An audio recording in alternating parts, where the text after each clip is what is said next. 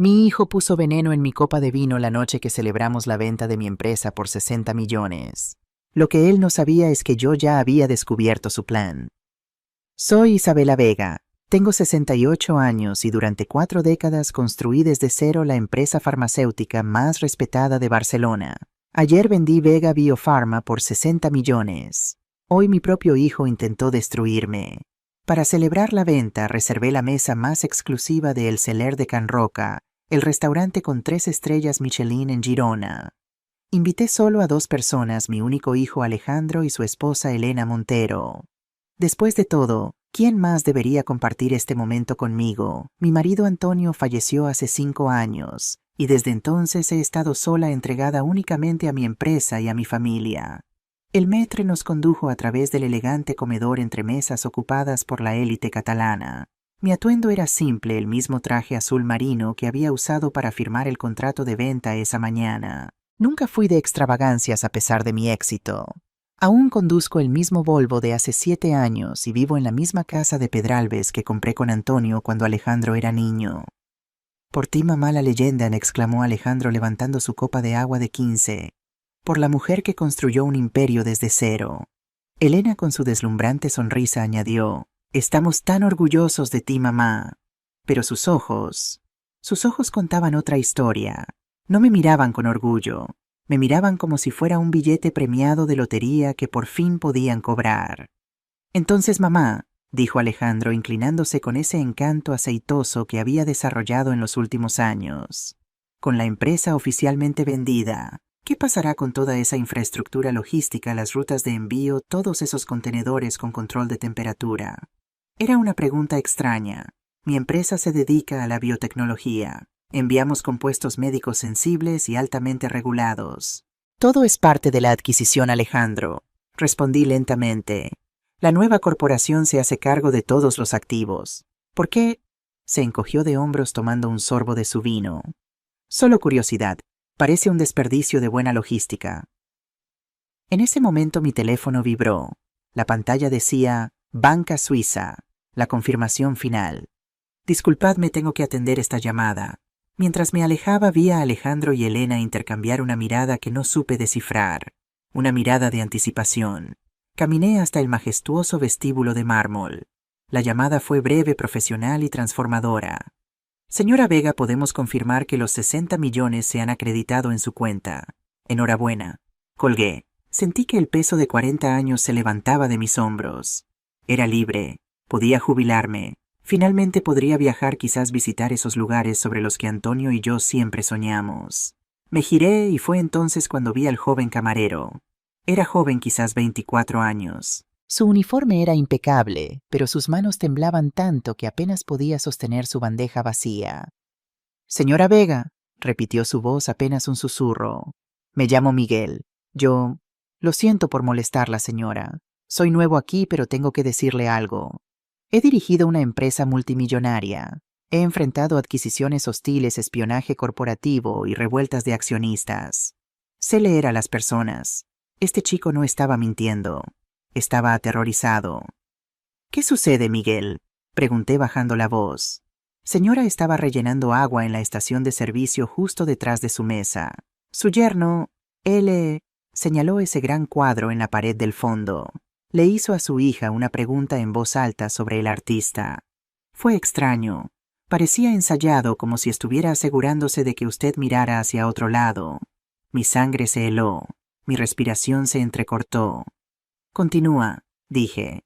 En el momento en que ambos miraron hacia otro lado, su hijo... Fue rápido, señora. Realmente rápido. Sacó un pequeño frasco de cristal marrón de su bolsillo. Desenroscó la tapa y vertió un polvo blanco fino en su copa de vino. Luego lo removió una vez y volvió a guardar el frasco en su bolsillo. Tardó 2 segundos, quizás 3. Un polvo blanco, no un líquido diseñado para disolverse. Mi mente trabajaba a toda velocidad. ¿Qué era? ¿Un veneno para matarme aquí en un restaurante lleno de testigos? Eso sería desordenado. Rastreable. Esto era otra cosa. Algo clínico. Miré a Miguel directamente a los ojos. Los suyos estaban abiertos de miedo. ¿Estás absolutamente seguro de lo que viste? Tragó saliva con dificultad asintiendo. Sí, señora. 100%. Vi el frasco. Él lo escondió en su servilleta justo después, pero lo vi meterlo en su bolsillo cuando usted se levantó para atender su llamada. Por eso tuve que detenerla. Este chico acababa de salvarme la vida. Saqué mi cartera. Extraje varios billetes. Eran 500. Miguel, dije colocando el dinero en su mano. Sus ojos se abrieron como platos. No viste nada. Terminarás tu turno. Irás a casa. Nunca hablarás de esto con nadie. Pero acabas de salvarme la vida. Si alguna vez estás en problemas o si necesitas trabajo, llama a este número. Le entregué mi tarjeta personal, la que no dice CEO. Señora, yo no puedo. Ve, dije con firmeza. Y gracias. Desapareció. Me quedé sola en el vestíbulo durante 10 segundos. La rabia era algo físico, un hierro caliente en mis entrañas. Mi propio hijo, mi Alejandro, mi pequeño niño. Pero la rabia no tenía el control. La CEO sí. Alicé mi chaqueta. Compuse mi rostro en una máscara de leve distracción. Respiré hondo y volví a la mesa. Me senté. El olor de la comida cara, el aceite de trufa, las vieiras a la plancha, de repente me dieron náuseas. ¿Todo bien, mamá?, preguntó Alejandro. Su sonrisa era tan brillante, tan radiante. Era la sonrisa de un depredador que acababa de poner una trampa perfecta. Solo trabajo, dije agitando la mano con desdén. Los abogados ya están encontrando cabos sueltos de la venta. Tomé mi copa de vino, su copa de vino, aunque él no lo sabía aún. No que la dejé. Todavía no. Tenía que estar segura. Miré mi copa, el cabernet profundo y rojo. Parecía perfecta, sin alteraciones.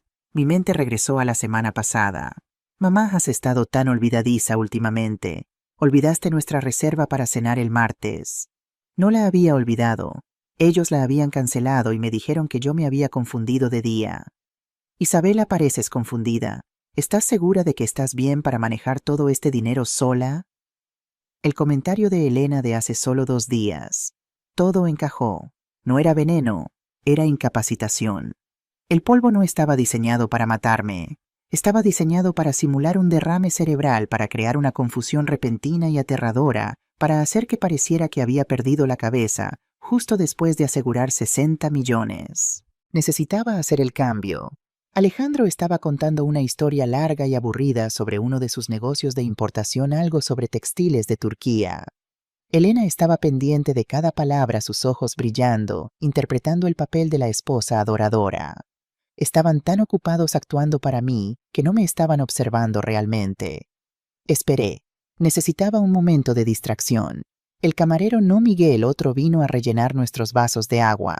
Este era mi momento. Mientras el camarero alcanzaba el vaso de Alejandro, accidentalmente, moví mi brazo golpeando con mi codo el vaso lleno de Alejandro. «¡Oh, Dios mío!», exclamé. «Isabela, honestamente», espetó Alejandro saltando hacia atrás mientras el agua helada inundaba el mantel blanco y goteaba sobre sus pantalones de 1000 euros. Fue un caos durante 5 segundos. Elena jadeó. Alejandro maldijo entre dientes agarrando su servilleta. El camarero se apresuró con más servilletas disculpándose profusamente. En esos 5 segundos de caos mis manos se movieron. Fue un movimiento simple y fluido que había practicado mentalmente una docena de veces en mi camino de regreso desde el vestíbulo. Mi mano derecha tomó mi copa envenenada. Mi mano izquierda tomó la copa limpia de Alejandro. Moví ambas fuera del camino del derrame, y cuando las volví a colocar estaban intercambiadas. Estaba hecho.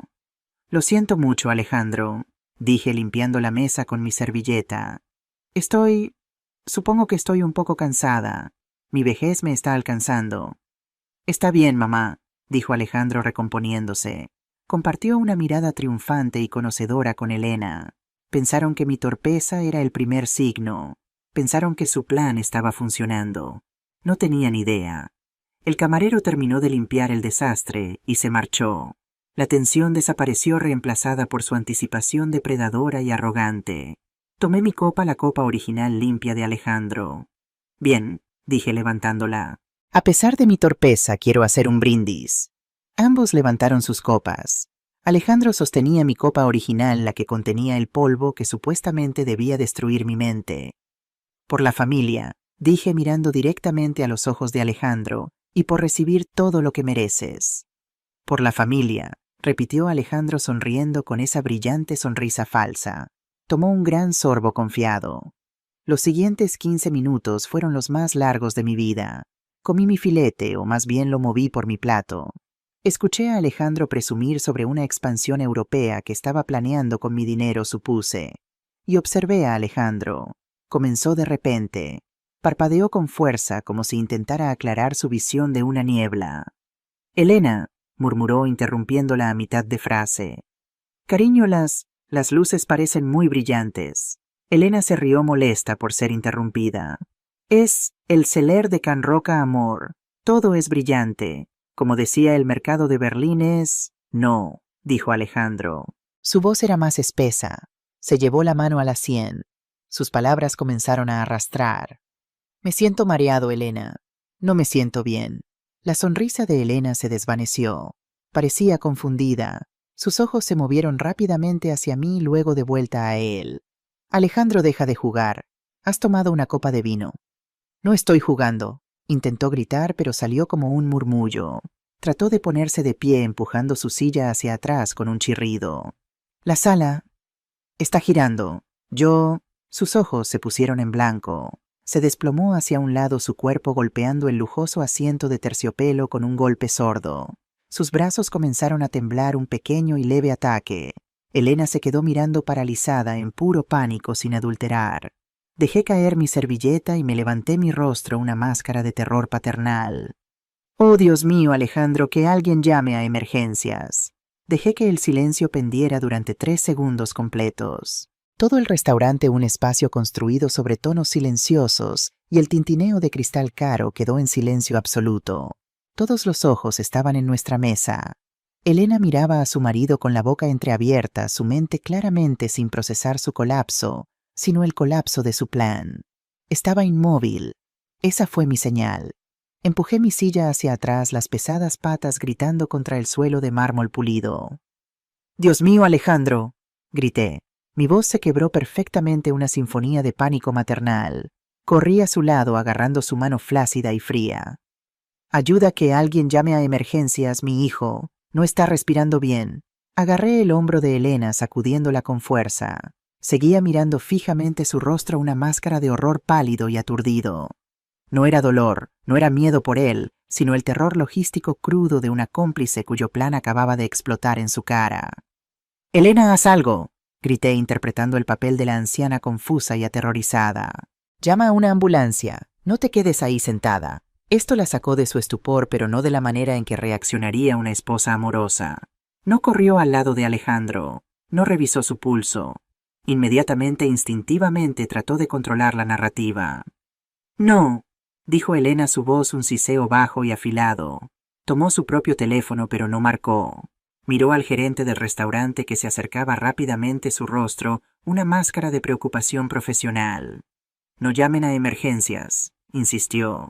«Está bien, está solo. Ha bebido demasiado». La miré, mi confusión fingida convirtiéndose en indignación fingida. «Borracho, Elena está convulsionando. Míralo, está temblando». «Él hace esto, Isabela», dijo Elena rápidamente, sus ojos recorriendo la sala, mintiendo, construyendo una coartada sobre la marcha. «Él mezcla su medicación para la ansiedad con vino. Sucede todo el tiempo. Es vergonzoso». De hecho, se inclinó e intentó levantar a Alejandro por el brazo. «Solo necesitamos llevarlo a casa. Lo siento mucho, todos». Estaba tratando de moverlo. Estaba tratando de sacarlo del ojo público, lejos de los paramédicos que harían pruebas, lejos de médicos neutrales en una sala de emergencias que harían análisis toxicológicos. Necesitaba llevarlo a su médico, el corrupto doctor Fuentes, para volver a encaminar su plan. Vi a Miguel, el joven camarero, mi salvador, observando desde la estación de servicio. Su rostro estaba pálido, sus ojos abiertos, fijos en los míos. Él sabía lo que estaba sucediendo. Elena se volvió hacia el gerente, su voz goteando falsa vergüenza. «Lo siento mucho por esto. Nos lo llevaremos. Nos vamos. Solo denos un minuto para llevarlo al coche». Estaba tratando de evitar que el mundo exterior se involucrara. Estaba desesperada por salvar su plan. Se inclinó hacia Alejandro nuevamente, pero no estaba comprobando su respiración. Estaba susurrando, siseando en su oído. «Alejandro, levántate. Levántate ahora. Deja esto». Sabía que tenía que neutralizarla. «Está en shock», grité al gerente señalando a Elena. No sabe lo que está diciendo. No está borracho. Apenas tocó su vino. Necesita un médico. Justo cuando Elena estaba a punto de levantar físicamente a Alejandro de la silla, Miguel dio un paso adelante, su propio teléfono celular ya presionado contra su oído. «Es demasiado tarde, señora», dijo Miguel mirando más allá de Elena hacia el gerente, su voz fuerte y clara en la sala silenciosa. «Ya he llamado a emergencias. Están en camino. Dijeron que no lo movieran bajo ninguna circunstancia». La cabeza de Elena se giró hacia Miguel. La mirada en sus ojos ya no era de pánico. Era puro asesinato sin adulterar. «Tú qué pequeño, te dije que estaba bien. Estás despedido. No tienes idea de lo que acabas de hacer». El gerente, un hombre alto que claramente no le pagaban lo suficiente para esto, se interpuso entre ellos. «Señora Montero, el camarero hizo lo correcto. Si un cliente se colapsa en nuestras instalaciones, estamos legalmente obligados a llamar asistencia médica. Por favor, retroceda». La máscara de Elena, de la encantadora y exitosa nuera, había desaparecido. Parecía atrapada a un animal acorralado. Me miró su pecho agitado y vi su mente finalmente uniendo las piezas. El agua derramada, las copas cambiadas, mi repentina torpeza de anciana. Ella sabía. No sabía cómo lo sabía yo, pero sabía que yo había hecho esto. El sonido de sirenas cortó la noche acercándose más fuerte. Era el sonido de mi plan funcionando. Era el sonido de la justicia llegando. Los paramédicos entraron corriendo, empujando una camilla, sus movimientos eficientes y rápidos. Ignoraron las protestas de Elena apartándola. «Señora, necesitamos que retroceda. Señor, ¿puede oírme, Tom?» «¿Qué tomó?», preguntó uno de ellos, iluminando con una linterna los ojos de Alejandro. «No lo sé», gritó Elena tratando de recuperar el control. Es su medicación, la mezcla. Es para la ansiedad». «¿Qué medicación, señora? Necesitamos un nombre». Elena se congeló. Por supuesto se congeló. No podía decir el nombre del medicamento antipsicótico sin incriminarse. «Yo no sé el nombre. Es solo para la ansiedad». La guarda en su bolsillo. Cargaron a Alejandro en la camilla. Estaba inconsciente, su rostro pálido y flácido. Por un segundo sentí una punzada genuina de lástima. Seguía siendo mi hijo, mi Alejandro. Pero él había hecho su elección en el momento en que destapó ese frasco. El restaurante estaba en silencio. Cada comensal, cada camarero, cada ayudante estaba mirando.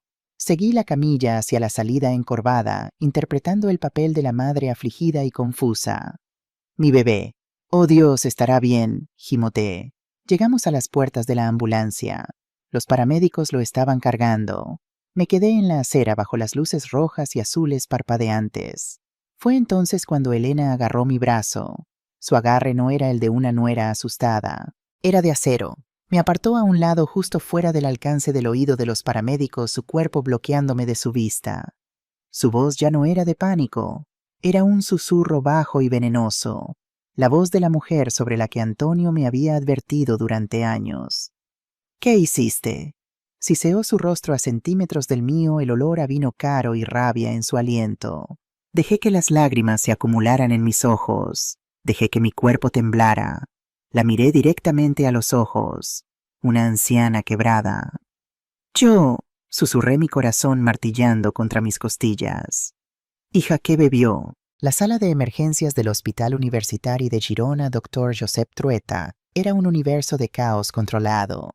Las luces eran demasiado brillantes, un asalto a los ojos, y el aire olía a antiséptico, lejía y café quemado. Era el olor del pánico y la rutina todo mezclado. Las enfermeras se movían como sombras, sus voces tranquilas y cortantes, sus rostros impasibles. Llevaron a Alejandro a la sala de trauma 3 y Elena lo siguió casi tropezando con sus propios zapatos caros. Su voz era un gemido agudo que irritaba mis nervios.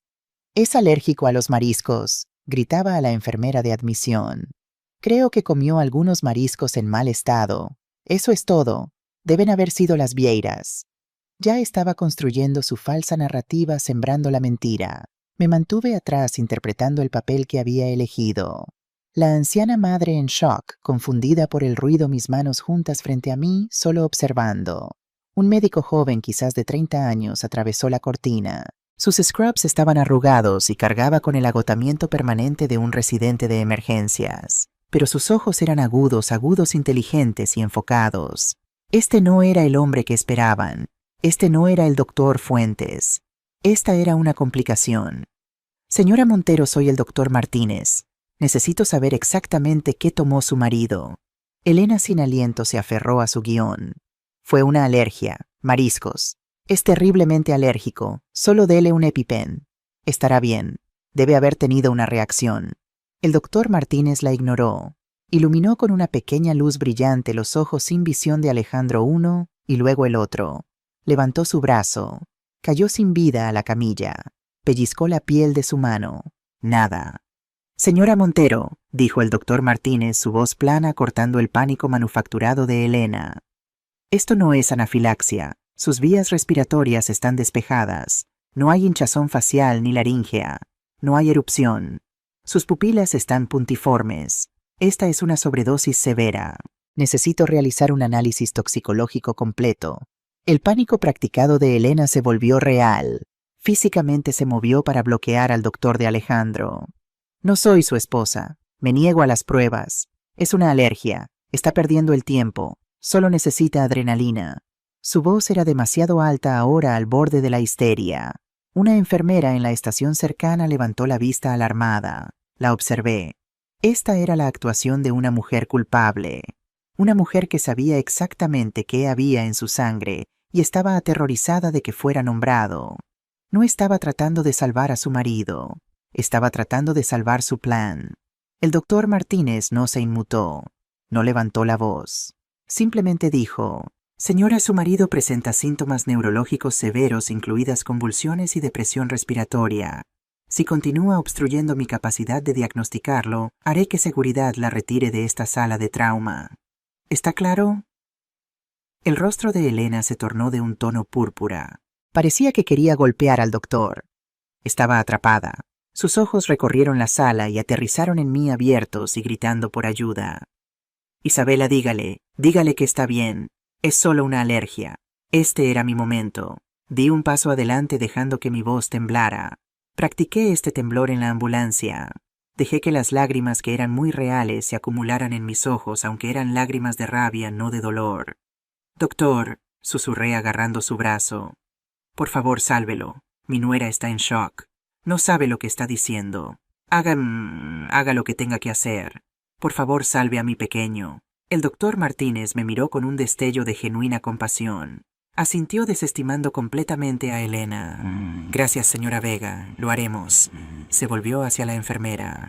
Análisis toxicológico completo, hemograma completo, TAC craneal. Administre Narcan por si acaso y póngalo en un goteo salino.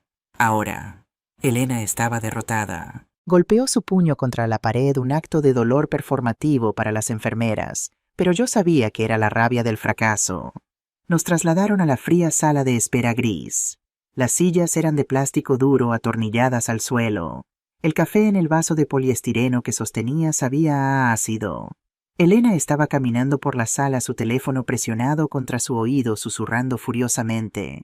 La vi pronunciar el nombre Fuentes varias veces.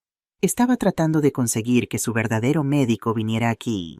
Estaba tratando de interceptar los resultados para controlar la narrativa, pero era demasiado tarde. La máquina ya estaba en movimiento. Simplemente me senté bajo las luces fluorescentes zumbantes y finalmente me permití procesarlo. Pensé en Antonio. Ella solo mira tu cuenta bancaria, Isabela. Su voz era tan clara en mi memoria, una suave advertencia que había desestimado como una madre siendo sobreprotectora de su hijo. Hombres como ese, había dicho, no construyen cosas, solo toman. Yo había sido una constructora toda mi vida y ella era una tomadora. Pensé en Alejandro, mi dulce y brillante Alejandro. ¿Cómo lo había corrompido ella? ¿Cómo lo había vuelto contra la madre que le había dado todo? La respuesta era simple: dinero. Los 60 millones, pero el plan era tan específico. La droga, los síntomas, todo apuntaba a una cosa. Recordé los correos electrónicos. Hace aproximadamente una semana había estado en la laptop de Alejandro tratando de encontrar una receta familiar de la lasaña de su padre que supuestamente había guardado. Había visto accidentalmente su bandeja de entrada. Había un asunto que se me quedó grabado: el contingente Vega. Pensé que era sobre una fiesta sorpresa, quizás para mi jubilación. Sonreí y lo cerré. Contingente. Qué tonta había sido. Y recordé las preguntas de Elena no solo sobre los contenedores de envío, sino sobre mí. Mamá, ¿estás segura de que te sientes bien? Pareces estar olvidando cosas. Olvidaste nuestra reserva para cenar el martes. No la había olvidado. Ellos la habían cancelado y me dijeron que yo me había confundido de día. Estaban construyendo un caso. Estaban plantando las semillas de mi senilidad. Esto no se trataba solo de dinero. Se trataba de control. Iban a usar esta droga, una droga que imita un derrame cerebral que causa confusión aguda, que hace que una mujer de 68 años parezca senil para que me declararan incompetente. El momento era perfecto. El día después de que se cerrara mi acuerdo de 60 millones. Era brillante. Era monstruoso. Una hora más tarde el doctor Martínez regresó. Su rostro era sombrío. No estaba mirando a Elena. Me estaba mirando a mí. Señora Vega, me temo que las noticias no son buenas. El informe toxicológico regresó. Su hijo tiene una dosis masiva casi letal de olanzapina en su sistema. Elena, que había estado al teléfono con lo que sonaba como su abogado, se congeló. Olan, que nunca he oído hablar de ella. Olanzapina, dijo el doctor Martínez, su voz afilada y precisa. Es un medicamento antipsicótico muy potente. Lo usamos para tratar esquizofrenia, trastorno bipolar severo. No es un medicamento para la ansiedad. No es algo que se mezcle con vino. Una dosis tan alta, francamente estoy obligado a notificar a la policía. Esto parece un intento de suicidio o algo más. Elena comenzó a tartamudear. Suicidio, no, él no lo haría. Es feliz. Estábamos celebrando. El doctor Martínez levantó una mano. Necesito explicarles los síntomas, señora. En un individuo sano, una dosis masiva como esta no solo causa convulsiones. Imita los síntomas de demencia de inicio rápido y agudo. Causa confusión, habla arrastrada, psicosis y daño neurológico que puede parecer idéntico a un derrame cerebral severo. Y ahí estaba la última pieza asquerosa del rompecabezas. No era cualquier droga. Era la droga perfecta. Una droga que no solo me enfermaría, me haría parecer loca. No solo estaban tratando de lastimarme, estaban tratando de borrarme, de borrar legalmente mi mente, mi identidad, mi firma. Iban a hacer que me internaran. Iban a ponerme en un hogar, tomar el control de mis 60 millones y dejarme pudrir en un pañal babeando en mi sopa mientras vivían de mi trabajo de toda la vida. Elena estaba mirando al doctor, su rostro ceniciento. Finalmente entendió que el doctor no solo estaba diagnosticando a Alejandro, estaba describiendo el arma misma que habían elegido. El plan estaba en ruinas. Va a estar bien, tartamudeó Elena su acto como esposa amorosa regresando, pero era demasiado tarde. Su voz era hueca. Estamos lavando su estómago y administrando el antídoto, dijo el doctor Martínez fríamente.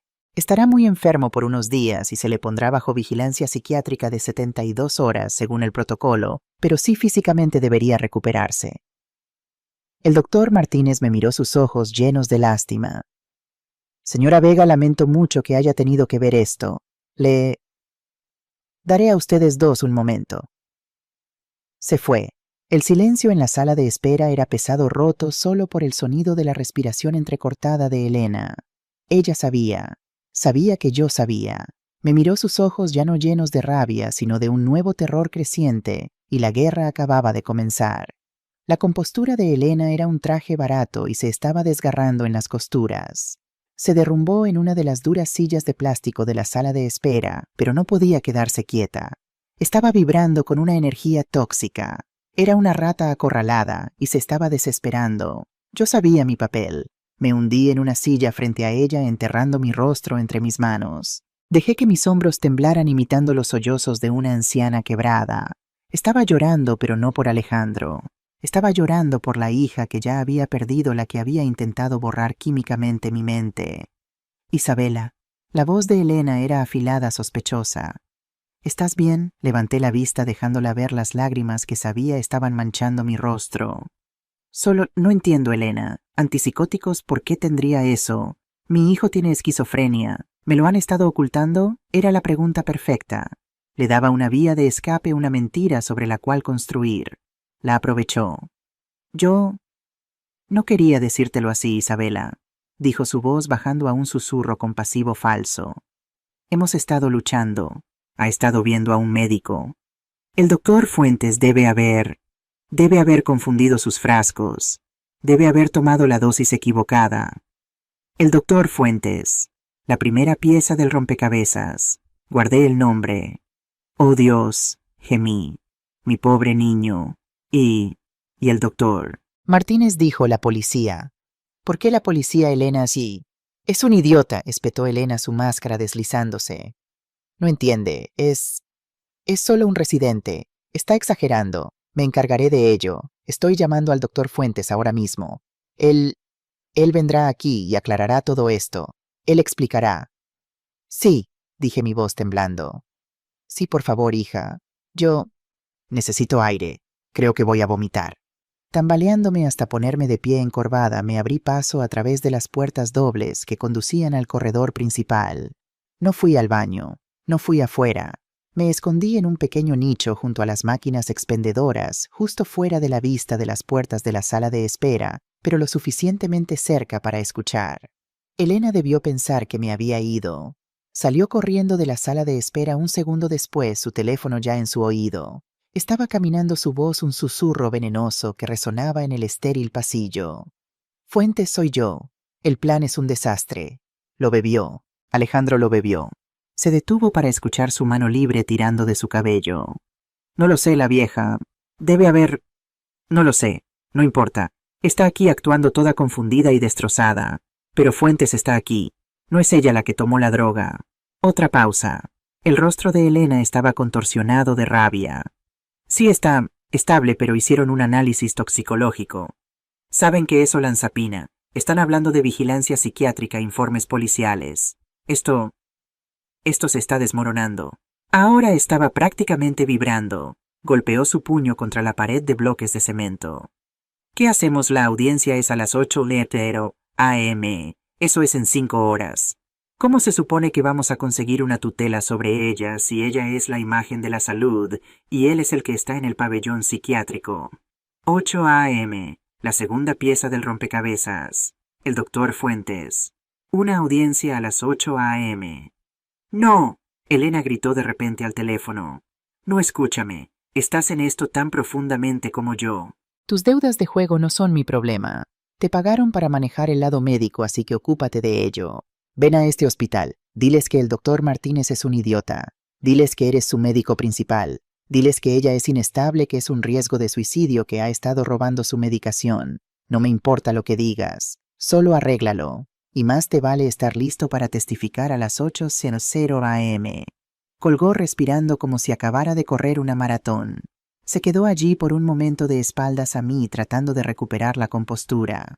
Pasó sus manos por su cabello, enderezó su chaqueta de traje y tomó una respiración profunda y temblorosa. Luego se giró y me vio. Se congeló. Su rostro se volvió completamente blanco. No tenía idea de cuánto tiempo había estado yo allí. Isabela, tartamudeó. Yo solo estaba... No la dejé terminar. Avancé tambaleándome mi mano en mi corazón. Elena, te oí gritar. ¿Qué está pasando? ¿Quién es Fuentes? ¿Qué quiso decir con arreglar esto? La mente de Elena estaba trabajando a toda velocidad. Podía ver los engranajes girando, las mentiras formándose. Puso su brazo alrededor de mi hombro, su agarre demasiado apretado, guiándome de regreso a la sala de espera. Su personalidad falsa de nuera reconfortante estaba de vuelta, pero estaba agrietada, desesperada. Isabela, malinterpretaste. El doctor Fuentes es el psiquiatra de Alejandro. Yo solo... Estaba enojada. Le estaba gritando porque siento que le falló. Debería habernos advertido que estaba tan inestable. Inestable, susurré. Riesgo de suicidio. Él cree que podría haber hecho esto a propósito, Isabela, dijo Elena, su voz quebrándose. Estaba tratando de pivotar. Si no podía encuadrarme por demencia, encuadraría a su propio marido por suicidio. ¿Pero por qué? Pregunté dejando que mi voz se quebrara de nuevo. No lo sabe. Tal vez es culpa mía, dijo bajando los ojos. El estrés de tu nuevo dinero ha sido mucho para él. Quizás se sintió inadecuado. Era una mentira brillante y asquerosa. Ya estaba plantando la idea de que mis 60 millones eran el problema, la fuerza desestabilizadora que había llevado a su marido a esto. Dejé que me guiara de vuelta a la silla. Yo Necesito irme a casa, hija. Esto es demasiado. Mi corazón, no puedo estar aquí. ¿Estarás bien? El alivio se extendió por su rostro. Lo último que quería era que yo estuviera aquí haciendo preguntas, siendo vista por médicos que no estaban en su nómina. Sí, Isabela, por supuesto, dijo su voz goteando falsa preocupación. Ve a casa, descansa un poco. Te ves terrible, me quedaré aquí. Me ocuparé de todo con el doctor Fuentes cuando llegue. Te llamaré tan pronto como sepa más. Prácticamente me empujó hacia la salida. Toma un taxi, yo lo pago. Vete a casa y descansa. Está bien, hija, está bien. Salí del hospital una anciana frágil temblando devastada. El acto se mantuvo hasta que las puertas automáticas se cerraron detrás de mí. En el momento en que el aire de la noche golpeó mi rostro, mi espalda se enderezó. El temblor se detuvo. El dolor desapareció, reemplazado por un enfoque frío y duro. Eran las 3:00 am. Tomé un taxi. Calle Pedralbes 52. Le dije al conductor mi dirección, pero mientras conducíamos me incliné hacia adelante. De hecho, conductor, ¿puede llevarme primero a casa de mi hijo, Passeig de Gracia 47? Necesito recoger algunas cosas para él. Asintió y cambió de rumbo. Alejandro y Elena vivían en una mansión de nueva construcción que mis 60 millones aún no habían pagado. Sabía que guardaban una llave de repuesto debajo de la maceta de un helecho muerto junto a la puerta trasera. Elena pensaba que era astuta. Yo solo pensaba que era perezosa. La casa estaba oscura. Me dejé entrar, mi corazón latiendo no con miedo, sino con adrenalina. Sabía exactamente a dónde ir. El despacho. Me senté en el elegante escritorio blanco de Elena. Encendí su laptop. Sin contraseña. Otra señal de su arrogancia. Nunca creyeron que yo fuera una amenaza. Abrí su correo electrónico. No tardó mucho. No necesité buscar conspiración. Solo busqué el nombre que Elena tan amablemente me había proporcionado. Fuentes. La cadena apareció. Docenas de correos electrónicos entre Alejandro Elena y un doctor R. Fuentes. Los leí y con cada palabra mi sangre se volvió más fría. De Elena Montero a doctor R. Fuentes. Asunto Re. El contingente Vega. El riesgo es alto. Una tutela psiquiátrica forzada necesita un evento precipitante. No puedes simplemente decir que está confundida. Necesita estar confundida.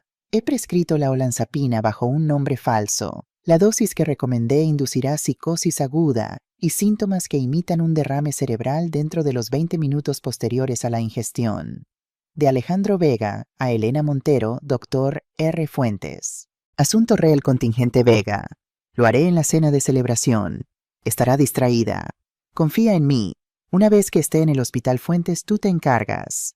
Certifícala. Elena, tú presentas la petición a primera hora de la mañana. Tenemos que tomar el control de los activos antes de que comience la auditoría federal. La auditoría federal. Dios mío, había tenido razón. No se trataba solo del dinero. Se trataba de la logística. Elena había estado usando mi empresa, mi buen nombre, para dirigir su empresa criminal. Y entonces vi el correo electrónico final en la cadena enviado apenas ayer. Era de un bufete de abogados para Alejandro Vega Elena Montero. De Gutiérrez y Asociados S.L. adjunto petición de tutela de emergencia. Isabela Vega PDF. Mis manos temblaban. Hice clic en el adjunto. Ahí estaba. Mi vida reducida a un documento legal. La peticionaria Elena Montero solicita la tutela de emergencia sobre su suegra Isabela Vega por los siguientes motivos. La señora Vega ha estado exhibiendo signos de demencia senil de inicio rápido, paranoia, confusión, irresponsabilidad financiera y la línea final y condenatoria para ser respaldado por el testimonio experto de su médico de cabecera, el doctor Ramón Fuentes, quien atestiguará sobre la incapacidad de la señora Vega para manejar sus propios asuntos. La audiencia está fijada para el 4 de noviembre, 8:00 am. Sala de audiencias 3B. Hoy, en menos de 5 horas. Lo habían planeado todo. La droga, la cena, el experto médico, la audiencia de emergencia. A las 9:00 am de esta mañana, se suponía que yo sería una tutelada del Estado con mi nuera criminal, sosteniendo las llaves de mi reino de 60 millones. Miré el reloj en la pared. 3:55 am. Cerré la laptop. Tenía todo lo que necesitaba. No hoy, susurré a la casa vacía y silenciosa. Nunca. Salí de la oscura casa de mi hijo a las 3:55 am. El viaje en taxi desde el hospital había sido un borrón, pero el trayecto desde la casa de Alejandro a la mía era nítido, frío y claro. Mis manos ya no temblaban. La anciana frágil y devastada que había estado interpretando durante las últimas horas había desaparecido dejada atrás en la sala de espera del hospital. La mujer que conducía mi sedán ahora era Isabela Vega, la CEO. La mujer que había construido una empresa de 60 millones desde cero. La mujer que había enfrentado adquisiciones hostiles y espías corporativos. La mujer que ahora a las 4 de la mañana estaba oficialmente en guerra. Tomé mi teléfono. No dudé. Marqué el número. Sonó una vez, 2 veces. Esto mejor que sea un asunto de seguridad nacional, Isabela. Una voz profunda y áspera respondió. Victoria, dije mi voz firme cortando el silencio de las calles vacías. Despierta, te necesito en la oficina. No por la mañana. Ahora. Hubo una pausa de medio segundo. Voy en camino. Colgó. Victoria Domínguez no hace preguntas innecesarias. No es una abogada de familia. No maneja testamentos ni divorcios. Es una tiburón. Es la mujer que estructuró la adquisición de Vega Biopharma. Es la mujer que aplastó una demanda frívola de patente de un competidor hace 2 años, con un solo contrainterrogatorio brutal. Era, me di cuenta, la mujer perfecta y única para este trabajo. Entré en el estacionamiento subterráneo de su rascacielos del centro de la ciudad a las 4:30 am. La ciudad era una ciudad fantasma envuelta en niebla. Tomé el ascensor privado directamente al piso del ático. Las puertas se abrieron a un vestíbulo oscuro, pero las luces de su oficina de esquina ya estaban encendidas, un faro en la oscuridad. Estaba de pie junto a su ventana con vistas a la ciudad dormida, ya con una camisa blanca nítida y corbata. Tenía una cafetera preparando café. Parecía que llevaba horas despierta. Isabela, dijo sin volverse. Pareces haber visto un fantasma. Entré y me senté en una de las sillas de cuero frente a su enorme escritorio. Peor, Victoria. He visto un monstruo, 2 de ellos, y uno de ellos es mi propio hijo. Durante los siguientes 30 minutos le conté todo. No lloré, no levanté la voz. Le di un informe de CEO frío, objetivo cronológico, los 60 millones de la celebración, el camarero Miguel y su advertencia, las copas cambiadas, el colapso, la sala de emergencias, el diagnóstico honesto del doctor Martínez Olanzapina, un antipsicótico, el intento inmediatamente entrado en pánico de Elena de encubrirlo para culpar a una alergia. Victoria escuchó su rostro, una máscara impasible, sus dedos en forma de pirámide. Simplemente asintió absorbiendo cada detalle. Y entonces dije, Elena cometió su primer error. Nombró a su médico un doctor Fuentes. Pensó que yo era una anciana afligida y confusa, así que habló justo delante de mí. Repetí la llamada telefónica que había escuchado en el pasillo del hospital. Fuentes, el plan es un desastre. Lo bebió. La audiencia es a las 8:00 am. Tienes que arreglar esto. Los ojos de Victoria se entrecerraron. Una audiencia 8:00 am. ¿Qué audiencia esa? Dije. Es la segunda cosa. Tomé una respiración profunda. Mientras Elena estaba discutiendo con las enfermeras, yo fui al lado de Alejandro para consolarlo. Su bolso estaba en la camilla. Estaba inconsciente. Metí la mano en el bolsillo de mi traje. Saqué el pequeño frasco de vidrio marrón aún dentro de la servilleta en la que lo había envuelto. Lo coloqué suavemente sobre su pulido escritorio de caoba. Todavía había algunos granos de polvo en el fondo. Encontré esto en su bolso, y luego fui a su casa. ¿Entraste a la fuerza?, preguntó Victoria, no con juicio, sino con curiosidad. Usé la llave de repuesto que olvidaron que tenía. Revisé su laptop. Busqué ese nombre Fuentes. La máscara impasible de Victoria finalmente se quebró. Una sonrisa lenta y fría se extendió por su rostro. Isabela, vieja zorra. Lo guardó todo, Victoria. Toda la conspiración. Una cadena de correos electrónicos llamada el contingente Vega. Correos electrónicos entre ella, Alejandro, y este doctor Fuentes. Él prescribió la droga. Les aconsejó sobre la dosis. Él iba a ser su testigo experto médico. ¿Testigo para qué?, preguntó Victoria, aunque ya lo sabía. Me incliné hacia adelante. Una audiencia esta mañana, 8:00 am, sala 3B del juzgado de primera instancia. Te reenvié el correo electrónico con el adjunto. Era una petición de tutela de emergencia. Mi tutela. Victoria giró en su silla su pantalla de computadora iluminando su rostro. Leyó el correo electrónico, luego abrió el PDF. La escuché dejar escapar un silbido bajo. Dios mío. Demencia senil de inicio rápido, paranoia y responsabilidad financiera. Un peligro para sí misma y sus activos. Iban a drogarte, declararte incompetente y internarte todo en el espacio de 12 horas. Y Elena tendría control total de todos los 60 millones antes de que el mercado siquiera abriera. Se puso de pie. El tiburón estaba en el agua. Isabela, vamos a destruirlos, dijo su voz un gruñido bajo. Comenzó a caminar de un lado a otro. Esto no es solo fraude familiar. Es conspiración para cometer agresión agravada. Esto es mala praxis médica. Esto es perjurio. Esto es hermoso de la manera más asquerosa. Tomó su teléfono. No marcó. Presionó un solo botón de marcación rápida. Rodríguez ladró al receptor. Es Domínguez. Despierta. No esperó una respuesta. Necesito una investigación completa. Un doctor. Nombre es Ramón Fuentes. Fuentes. Necesito saber todo. Cuentas bancarias, deudas, citaciones del colegio médico, amantes, multas de estacionamiento. Quiero saber qué marca de pasta dental usa. Y lo necesito. No ahora. Lo necesitaba hace 30 minutos. Colgó. Me miró. Bien, tienen una audiencia a las 8:00 am. Estaremos allí, pero no vamos a defender a Isabela. Vamos a atacar esto. El doctor Fuentes es el eslabón débil. Es el que conecta el plan de Elena con un acto criminal. Piensan que están entrando a una simple audiencia familiar para aprovecharse de una anciana confusa. Victoria me sirvió una taza de café. Su mano estaba perfectamente firme. No tienen idea, dijo una sonrisa sombría en su rostro, de que en realidad están caminando hacia su propia ejecución. Eran las 5:15 de la mañana. El cielo fuera de la oficina del ático de Victoria comenzaba a mancharse con la primera luz gris pálida del amanecer. La ciudad abajo estaba silenciosa, un mar de vidrio oscuro y acero.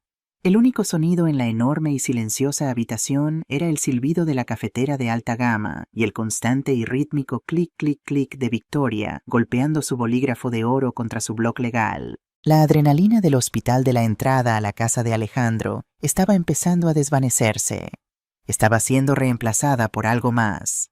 Un frío y pesado agotamiento que se asentaba profundamente en mis huesos. Pero no era el agotamiento de una anciana. Era el agotamiento de un general en la víspera de una batalla que nunca pidió luchar. Ha estado planeando esto durante meses, Victoria, dije. Mi voz sonaba áspera en la quietud. Ha estado jugando conmigo, mi propio hijo. Tuve que detenerme. Decirlo en voz alta lo hacía real de una manera que los correos electrónicos no habían logrado. El dolor era una cosa física, una presión aguda y constante detrás de mis costillas. Victoria no ofreció simpatía. No es por eso que le pago. Es una estratega. Me sirvió otra taza de café negro y lo suficientemente fuerte como para quitar la pintura. El dolor ciega a las personas, Isabela, dijo su voz un grave bajo. Contaron con que fueras la viuda afligida. Calcularon mal. No contaron con que seguirías siendo la CEO. Tenía razón. Vieron a mamá. Vieron a la anciana en el cardigan gastado que extrañaba a su marido. Olvidaron quién había construido la empresa que estaban tan desesperados por robar. Olvidaron que no llegué a donde estoy siendo ingenua. Simplemente había sido ingenua sobre ellos. Debería haber escuchado, murmuré mirando fijamente el café negro. Dios debería haber escuchado a Antonio. Victoria levantó la vista de sus notas. Sus ojos eran agudos. Antonio, ¿qué sabía él? Él lo vio. Dije el recuerdo lavándome fresco y doloroso. Desde el principio, desde la primera cena que ella tuvo en nuestra casa. Elena era tan encantadora, llena de cumplidos, riendo de mis malos chistes.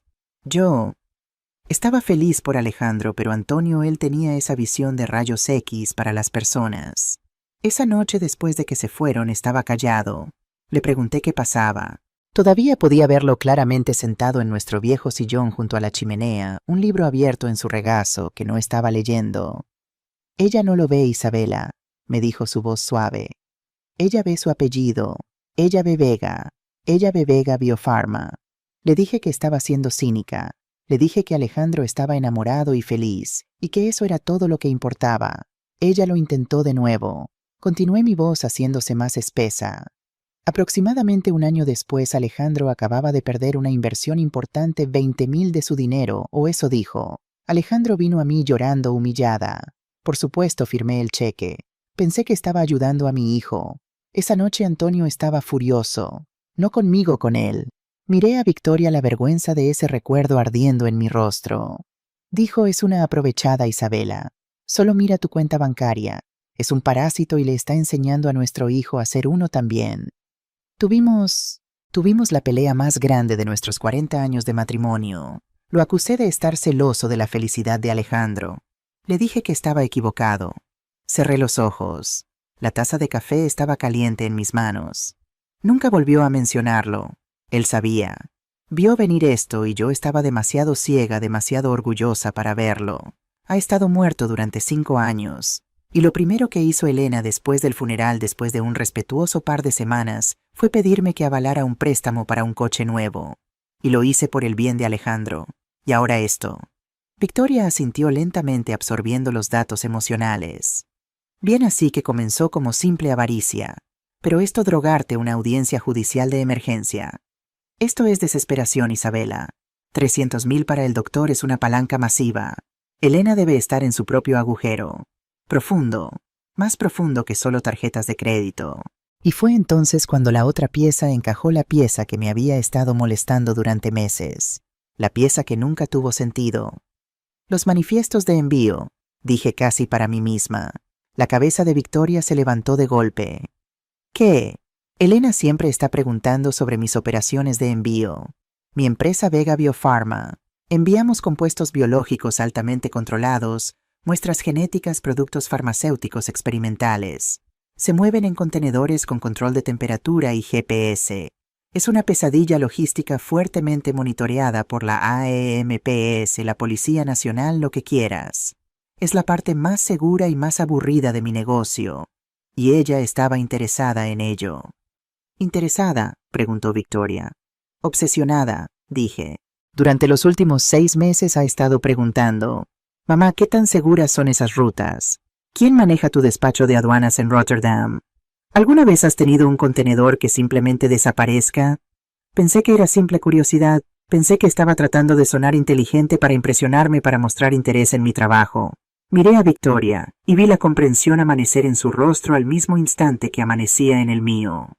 ¿Pero qué pasa si no era así?, dije, mi voz bajando. Mi empresa tiene un impecable historial logístico de 30 años. ¿Qué pasa si ella no solo estaba preguntando? ¿Qué pasa si encontró una manera? ¿Qué pasa si estaba usando mis rutas corporativas, mis carriles de envío rápidos y limpios para mover sus propias importaciones? Los ojos de Victoria se iluminaron con una claridad fría y aterradora.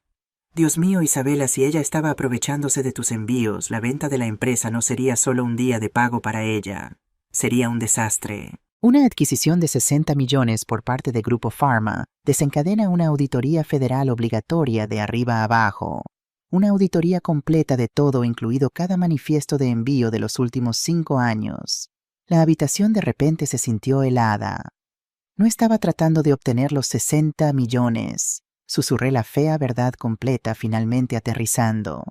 Estaba tratando de detener la auditoría. Necesitaba obtener un poder notarial. Necesitaba tomar el control de la empresa antes de que se finalizara la venta para poder enterrar la evidencia de sus propios crímenes. Antes de que Victoria pudiera responder, la línea privada en su escritorio sonó. Era un sonido áspero y cortante en la quietud de las 6:00 AM. Lo tomó de un tirón. Rodríguez habla conmigo. Escuchó. Su rostro ya serio se oscureció. Garabateó una nota. ¿Dónde? ¿Cuánto? ¿Estás seguro? Bien. Envíalo a mi servidor encriptado ahora mismo. Colgó el teléfono. Me miró. La pieza final del rompecabezas acababa de ser colocada en su lugar. Es peor de lo que pensábamos, Isabela, dijo Victoria, su voz plana. Nuestro investigador privado acaba de revisar las finanzas del doctor Fuentes. No solo encontró deudas, encontró la fuente. Deudas de juego de Fuentes de 310,000 con una casa de apuestas en el extranjero. Victoria hizo una pausa, dejando que el peso de las siguientes palabras cayera. Y adivina quién es la empresa matriz de esa casa de apuestas en el extranjero. Esperé. Una corporación fantasma con sede en las Islas Caimán. Importaciones EM. Elena Montero Importaciones. Elena no solo le debe dinero a Fuentes, dijo Victoria poniéndose de pie y agarrando su maletín con un clic pesado y final. Elena lo posee, no es un conspirador. Es una marioneta. Miró su reloj de platino. 6:15 a.m. Vamos, Isabela, tenemos una audiencia a la que asistir.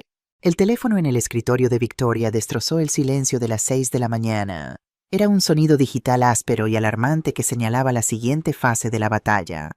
Ambas lo miramos. La pantalla de mi móvil mostraba la cara de Alejandro sonriendo tomada en una barbacoa el verano pasado toda una vida atrás.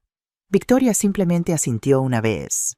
Altavoz, Isabela, y recuerda quién eres. No eres una CEO, eres una anciana confusa y aterrorizada que acaba de ver colapsar a su hijo. Tomé aire, levanté el teléfono. Mi mano estaba firme, pero hice que mi voz temblara. Hola, Elena May. Isabela, gracias a Dios. ¿Dónde estás? He estado llamando a tu móvil a la casa. Estaba a punto de llamar a la policía. ¿Estás bien?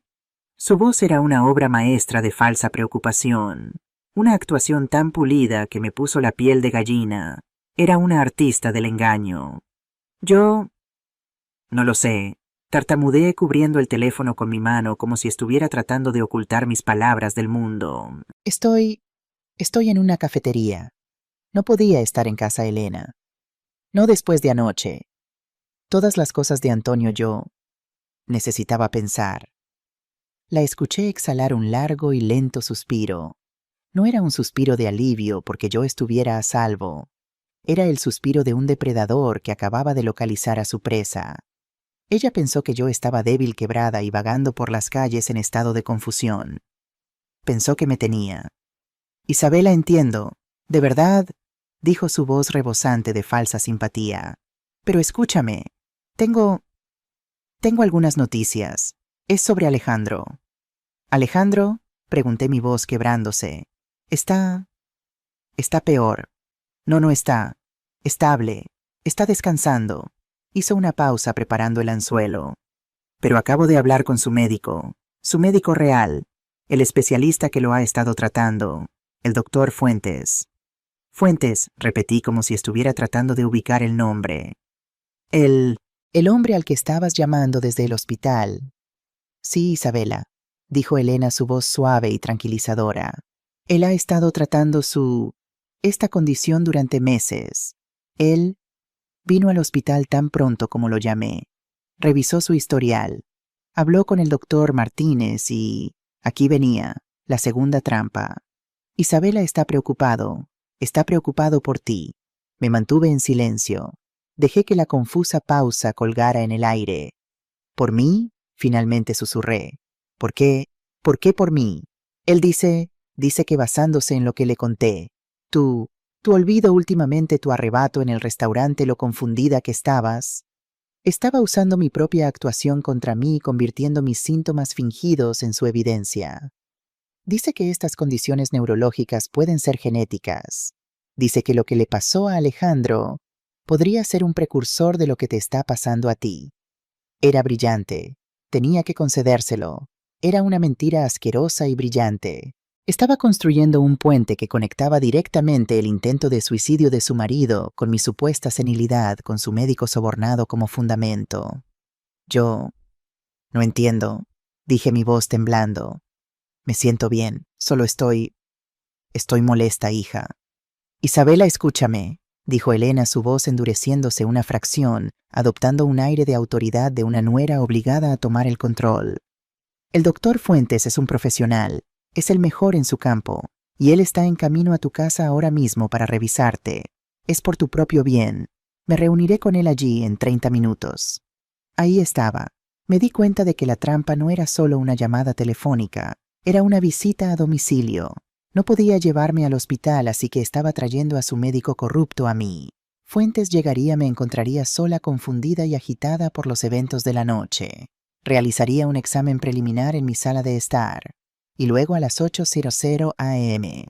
testificaría bajo juramento que acababa de verme y que yo era sin lugar a dudas un peligro para mí misma y mi patrimonio de 60 millones. Estaba trasladando el campo de batalla del hospital que había perdido a mi casa que pensaba que controlaba. Tenía que darle la actuación de su vida. ¡No! Grité al teléfono un chillido agudo y paranoico. No médicos, yo no estoy enferma. No necesito un médico, Elena. Estoy bien. Estoy solo cansada. ¿Por qué estás haciendo esto? Le di exactamente los síntomas por los que estaba pagando. Le di el comportamiento errático que requería su petición. Podía escuchar la sonrisa en su voz mientras trataba de calmarme.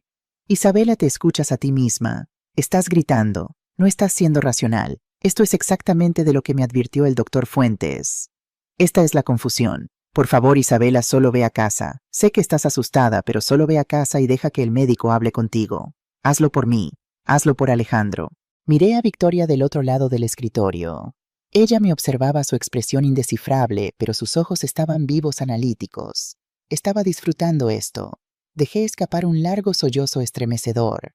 Un sonido quebrado arrancado de la garganta de una mujer que lo había perdido todo. ¡Oh Dios! ¡Oh Dios! Un médico en la casa, Antonio, no sé qué hacer. No sé. Le estaba dando una obra maestra de pánico senil. Está bien, Isabela, dijo Elena, su voz ahora un arrullo venenoso y reconfortante, la voz de una serpiente calmando a su presa. Todo va a estar bien. Solo necesitas ayuda. Vamos a conseguirte ayuda. Solo ve a casa. Me reuniré contigo y el doctor Fuentes allí en 30 minutos. Lo resolveremos todo. Te cuidaremos. Está bien, susurré mi voz sonando pequeña y derrotada. Está bien, hija. Ayuda. Sí, yo iré a casa. Voy en camino. Colgué. La línea quedó muerta. El silencio en la oficina de Victoria era absoluto, una pesada cortina de terciopelo. Miré a Victoria. Ella no se había movido. La fría y delgada sonrisa en su rostro era lo único en la habitación que parecía vivo. Es buena mintiendo, dije, mi voz al instante de vuelta a la normalidad, fría, firme y afilada.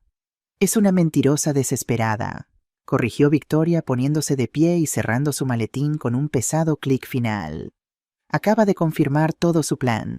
Está enviando a su testigo estrella, el médico corrupto, a tu casa para fabricar evidencia para una audiencia que no sabe que sabemos. Victoria consultó su reloj de platino. 6:45 a.m. Ella piensa que te tiene atrapada, Isabela. Piensa que eres una anciana asustada corriendo a casa para esconderte, a punto de ser acorralada en tu propia sala de estar por su experto médico. Me levanté y me ajusté la corbata. El cansancio había desaparecido. La adrenalina había regresado limpia y afilada como el cristal. Entonces, ¿cuál es nuestro movimiento? Victoria recogió su maletín. Caminó hacia la puerta y la mantuvo abierta para mí. Las luces del pasillo vacío brillaban sobre el suelo de mármol. Una buena trampa, dijo Victoria, su sonrisa toda dientes. Es dejarlos ir a tu casa, dejarlos esperar, dejar que el doctor Fuentes toque el timbre de una casa vacía durante la próxima hora, preguntándose dónde está su paciente confusa, dejarlos entrar en pánico. ¿Y dónde estaremos nosotras?, pregunté pasando junto a ella hacia el pasillo. La voz de Victoria resonó en el corredor vacío mientras caminábamos hacia el ascensor. Nosotras, Isabela, tenemos una audiencia a la que asistir. Sala 3B, 8:00 a.m. en punto. Y nosotras, dijo presionando el botón del ascensor, vamos a llegar temprano, 7:45 a.m. Las luces fluorescentes del pasillo del juzgado del condado zumbaban arrojando un enfermizo resplandor verdoso sobre los baratos suelos de linóleo. El aire olía a café rancio y a cera vieja para pisos. Este no era mi mundo. Mi mundo era negociaciones en salas de juntas y contratos internacionales. Este era un lugar de disputas mezquinas y traiciones familiares. Se sentía sucio. Victoria y yo estábamos al final del pasillo, simplemente observando la puerta de la sala 3B. Habíamos llegado temprano. Ellos habían llegado antes. A través de la pequeña ventana de malla de alambre en la puerta podía verlos. Mi familia, mis verdugos. Elena estaba caminando de un lado a otro. Llevaba su mejor traje, un lino gris claro que probablemente yo había pagado, pero se veía terrible. Sus ojos estaban inyectados en sangre, su piel pálida y sudorosa. El estrés y la adrenalina del desastre de la noche anterior se desprendían de ella en oleadas. Era una mujer que se había jugado todo y estaba desesperada por ver la carta final. A su lado estaba su abogado, un joven y astuto hombre con un traje que era demasiado brillante, su cabello peinado hacia atrás con demasiado gel. Parecía que había obtenido su título de abogado de un anuncio televisivo de madrugada. Y luego estaba el doctor Fuentes. No estaba caminando. Estaba sentado en el duro banco de madera, completamente quieto, sus manos tan fuertemente apretadas que sus nudillos estaban blancos. Era un hombre en una jaula de su propia creación, una jaula de 300,000. Se limpiaba continuamente la frente con un pañuelo, sus ojos moviéndose hacia la puerta cada pocos segundos. Estaba aterrorizado de mí. Debería haber estado aterrorizado de Elena. Elena dejó de caminar y se inclinó para susurrarle a su abogado. No podía escuchar las palabras, pero no las necesitaba. Sabía exactamente lo que estaban diciendo.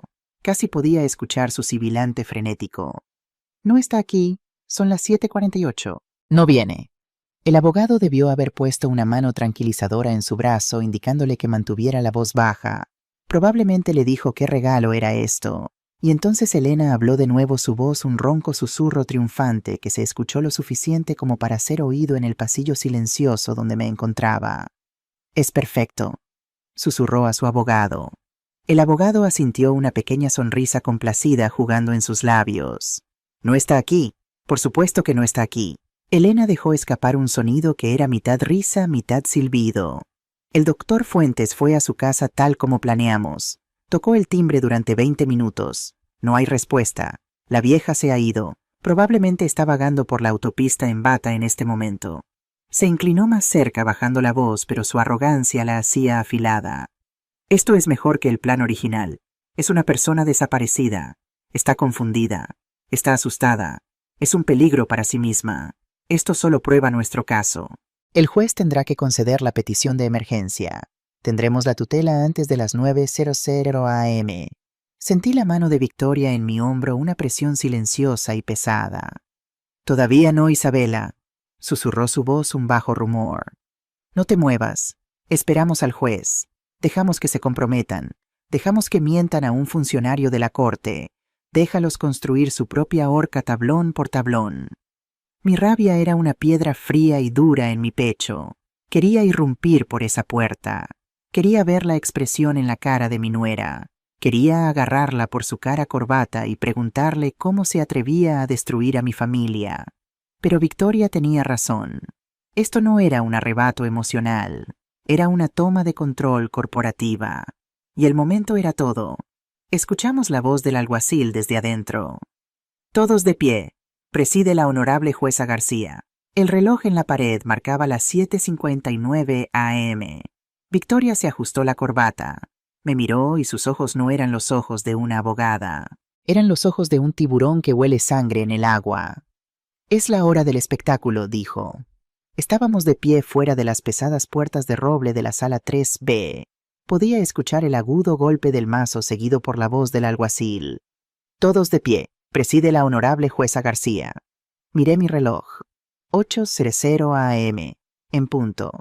Victoria puso una mano en mi brazo. «Paciencia, Isabela. Deja que muerda el anzuelo. Deja que mienta al juez».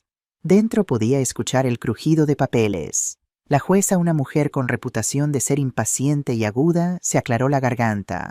Su voz era un ronco susurro. «Estamos aquí para la audiencia de emergencia sobre la tutela de una Isabela Vega. Número de caso CTC-74B. ¿Está presente la solicitante, la señora Elena Montero?» Me imaginé a Elena, mi nuera, poniéndose de pie.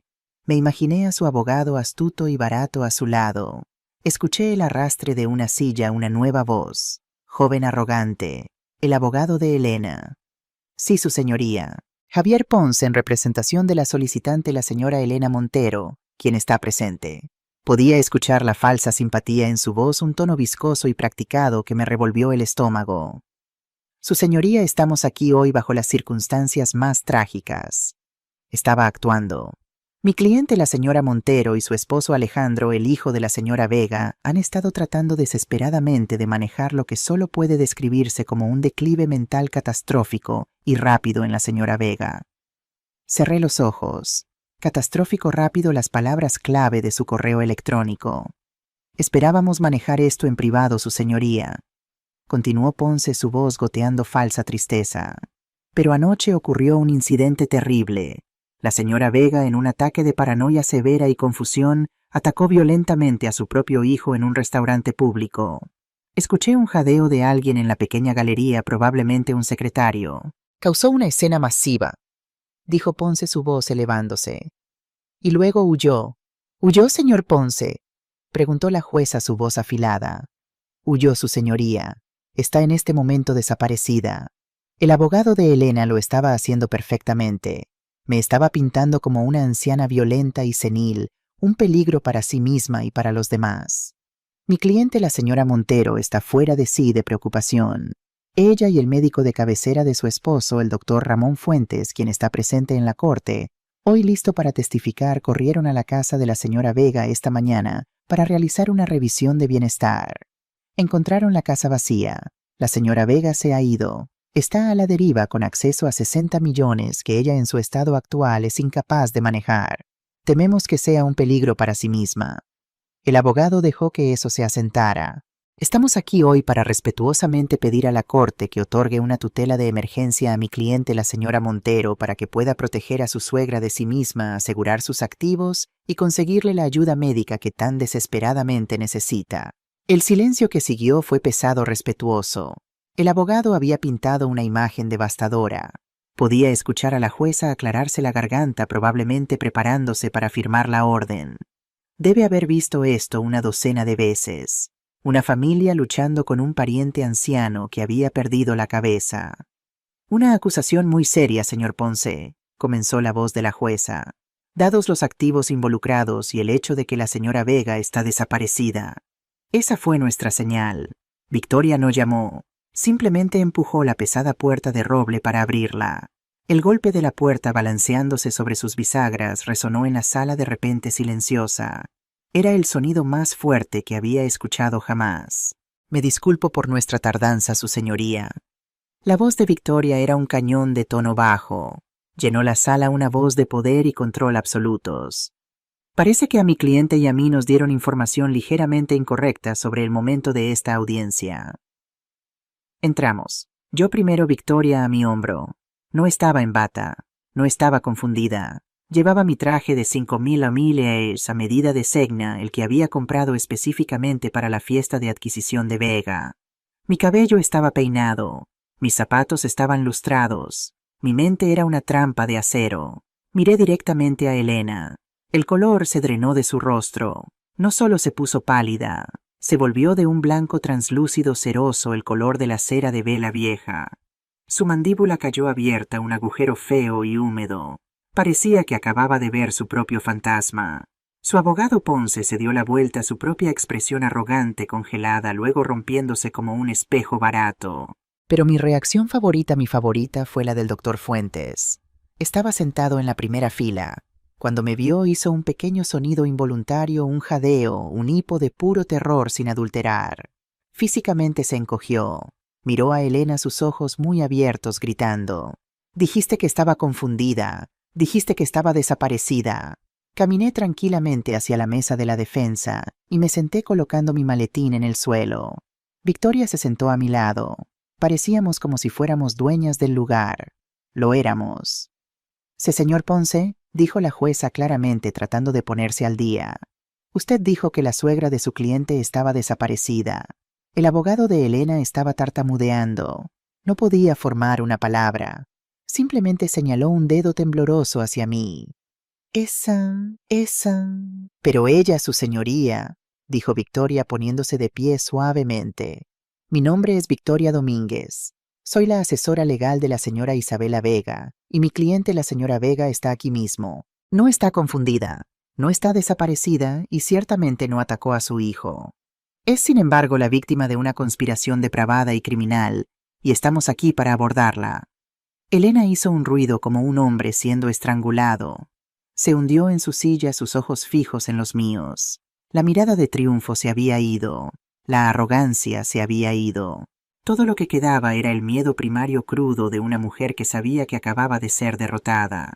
El abogado de Elena Ponce parecía haber sido golpeado físicamente. Su boca se abría y cerraba, pero no salía ningún sonido.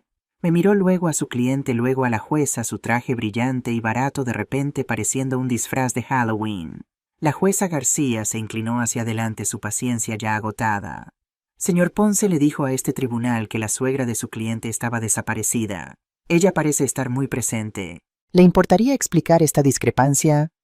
Ponce se pasó un dedo por el cuello de la camisa, que de repente parecía 2 tallas más pequeño. Su señoría, esto es un shock, uno agradable, por supuesto. Estamos muy alegres de que la señora Vega esté a salvo. Esto solo prueba nuestro punto. Su comportamiento errático, su desaparición, y ahora su repentina reaparición. Confirma la urgencia de la petición.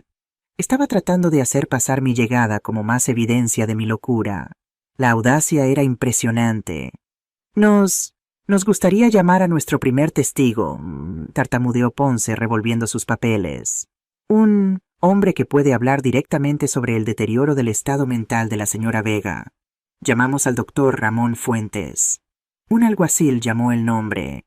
El doctor Fuentes, que había estado tratando de mezclarse con el banco de madera, se estremeció como si lo hubieran electrocutado. Se puso de pie lentamente. Su rostro estaba brillante con un brillo de sudor frío. Miró a Elena, sus ojos muy abiertos de pánico, una súplica silenciosa y desesperada. Elena solo le devolvió la mirada, su expresión como de piedra, sus ojos prometiendo muerte, si Fuentes no seguía el plan. Fuentes era un hombre muerto caminando. Tomó el estrado. Le tomaron juramento. Su mano temblaba tanto que apenas podía mantenerla sobre la Biblia. Doctor Fuentes, comenzó Ponce encontrando su pie nuevamente. ¿Es usted el médico de cabecera de la señora Isabela Vega? ¿Es eso correcto? Fuentes se aclaró la garganta. Yo sí he estado consultando con ella. Sí. Y en su opinión médica profesional, doctor, ¿cuál es el estado mental actual de la señora Vega? Esto era todo. Fuentes tenía que comprometerse. Me miró solo por un segundo, luego rápidamente miró hacia otro lado, enfocándose en un punto en la pared del fondo.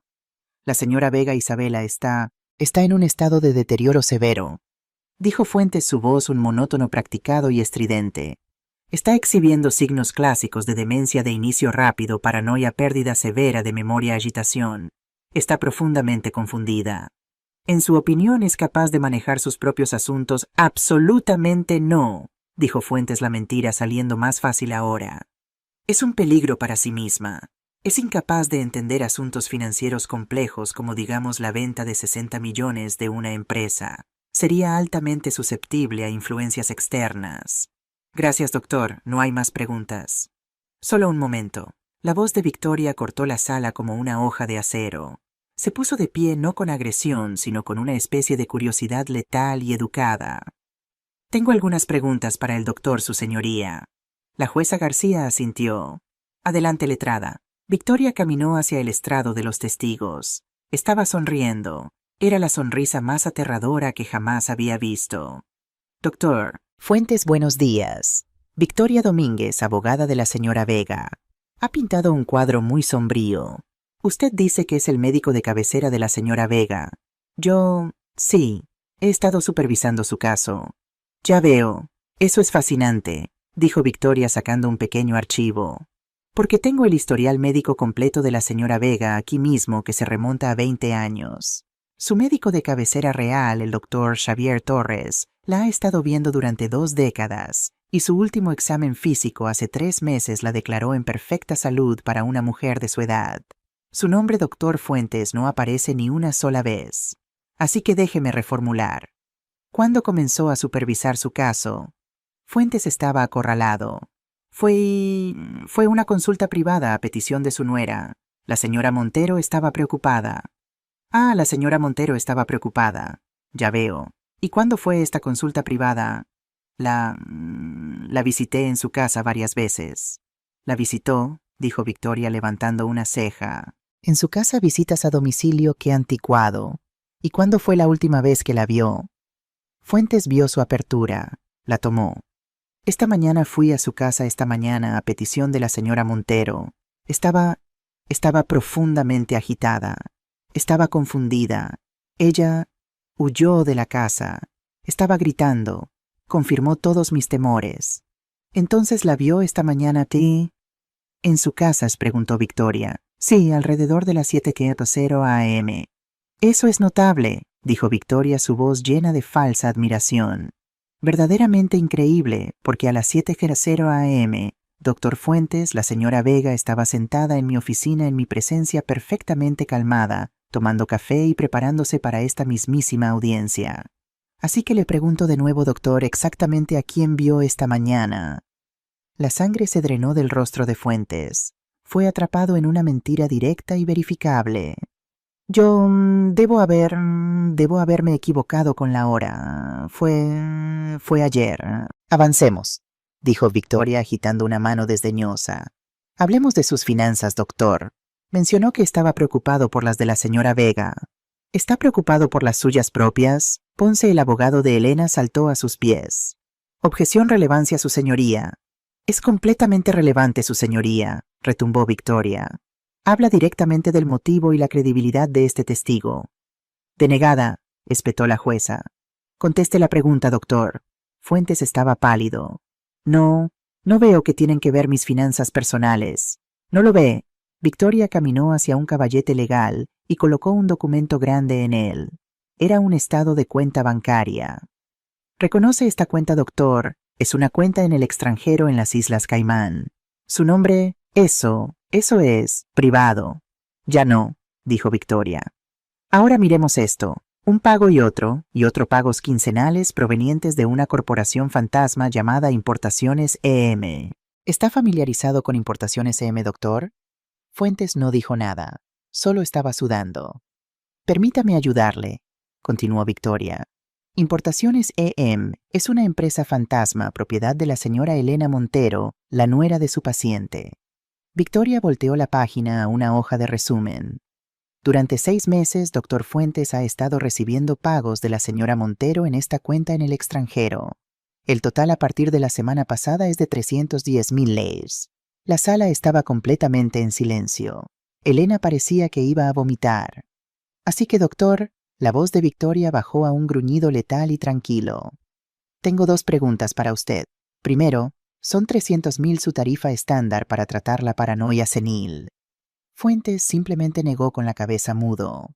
Segundo, dijo Victoria acercándose más. Mi investigador encontró que esta cuenta está directamente vinculada a varios sitios de apuestas deportivas en línea. ¿Es cierto, doctor Fuentes, que usted tiene una deuda de más de 300 yen con el corredor de apuestas personal de la señora Elena Montero? Fuentes se quebró. No fue un desmoronamiento lento. Fue una implosión completa y devastadora. Dejó escapar un sollozo estrangulado. Ella me tenía, era dueña de mi deuda, chilló las palabras arrancándose de él. Dijo que me arruinaría, dijo que me denunciaría al colegio de médicos ella. Me dijo que la anciana ya estaba confundida. Dijo que sería fácil. Era todo ella. Ella me dio el frasco. Me dijo qué decir. Fue todo ella. Ella lo planeó todo. Me obligó. Se desplomó hacia adelante enterrando su rostro en sus manos, todo su cuerpo temblando. La jueza miró estupefacta. Los dedos de la taquígrafa volaban. El abogado de Elena Ponce se sentó lentamente, su caso, su carrera, evaporándose ante sus ojos. Y Elena simplemente se quedó sentada allí congelada, su máscara de cordura completamente desaparecida, sus ojos muy abiertos y vacíos. Había perdido, y lo sabía. La confesión del doctor Fuentes colgaba en el aire espesa y tóxica. El hombre sollozaba en el estrado un grotesco charco de ser humano. Pero Elena Montero no había terminado. No iba a caer tan fácilmente. Saltó de su silla, su rostro una máscara de rabia púrpura y retorcida. Señaló con un dedo tembloroso no a Fuentes, sino a mí. «Está mintiendo», chilló Elena, su voz quebrándose. «El doctor está mintiendo. Está de acuerdo con ella. Mi suegra es la loca, ella envenenó a su propio hijo. Eso es lo que pasó. Atacó a Alejandro en el restaurante. Está senil. Es violenta. Arréstenla». Se estaba desmoronando. Era un intento desesperado y caótico de arrojar barro en todas direcciones esperando que algo se pegara. Su propio abogado Ponce simplemente se sentó allí con la cabeza entre las manos, habiéndose rendido por completo. La sala estaba en caos. El alguacil gritaba pidiendo orden. La jueza García golpeó su mazo el fuerte crujido cortando el ruido. Silencio, silencio en esta sala y... La sala se calmó. La jueza miró al sollozante desastre del locutor Fuentes. Miró a la frenética y gritona Elena Montero. Y luego me miró a mí. Yo era la única en la sala que estaba perfectamente calmada. Estaba simplemente sentada allí con las manos cruzadas sobre la mesa. Señora Vega, dijo la jueza García, su voz baja y pesada. Se ha sentado aquí y ha escuchado algunas acusaciones extraordinarias. La petición ante mí dice que usted es incompetente. El testigo dice que le pagaron para mentir al respecto y su nuera ahora la acusa de intentar asesinar a su propio hijo. ¿Tiene algo que le gustaría decir? Este era el momento. Victoria colocó una mano tranquilizadora en mi brazo. Me levanté lentamente, me abroché la chaqueta del traje. Me volví no solo hacia la jueza, sino hacia la pequeña y aturdida audiencia. Sí, su señoría, lo tengo. Mi voz era tranquila. Era la voz de una CEO, no de una víctima. La verdad, dije, siempre es más simple que las mentiras. Y la verdad es esta. Miré a Elena. Sus ojos estaban muy abiertos, ardiendo de odio. Mi nuera Elena sí intentó drogarme anoche. Eso es cierto. Vertió un polvo en mi copa de vino. Un polvo que el doctor Fuentes aquí... Asentí hacia el sollozante doctor tan amablemente proporcionó. Una droga diseñada para hacerme parecer confundida, paranoica y senil. Hice una pausa dejando que la sala lo absorbiera. Pero cometió un error. Bebió la copa equivocada.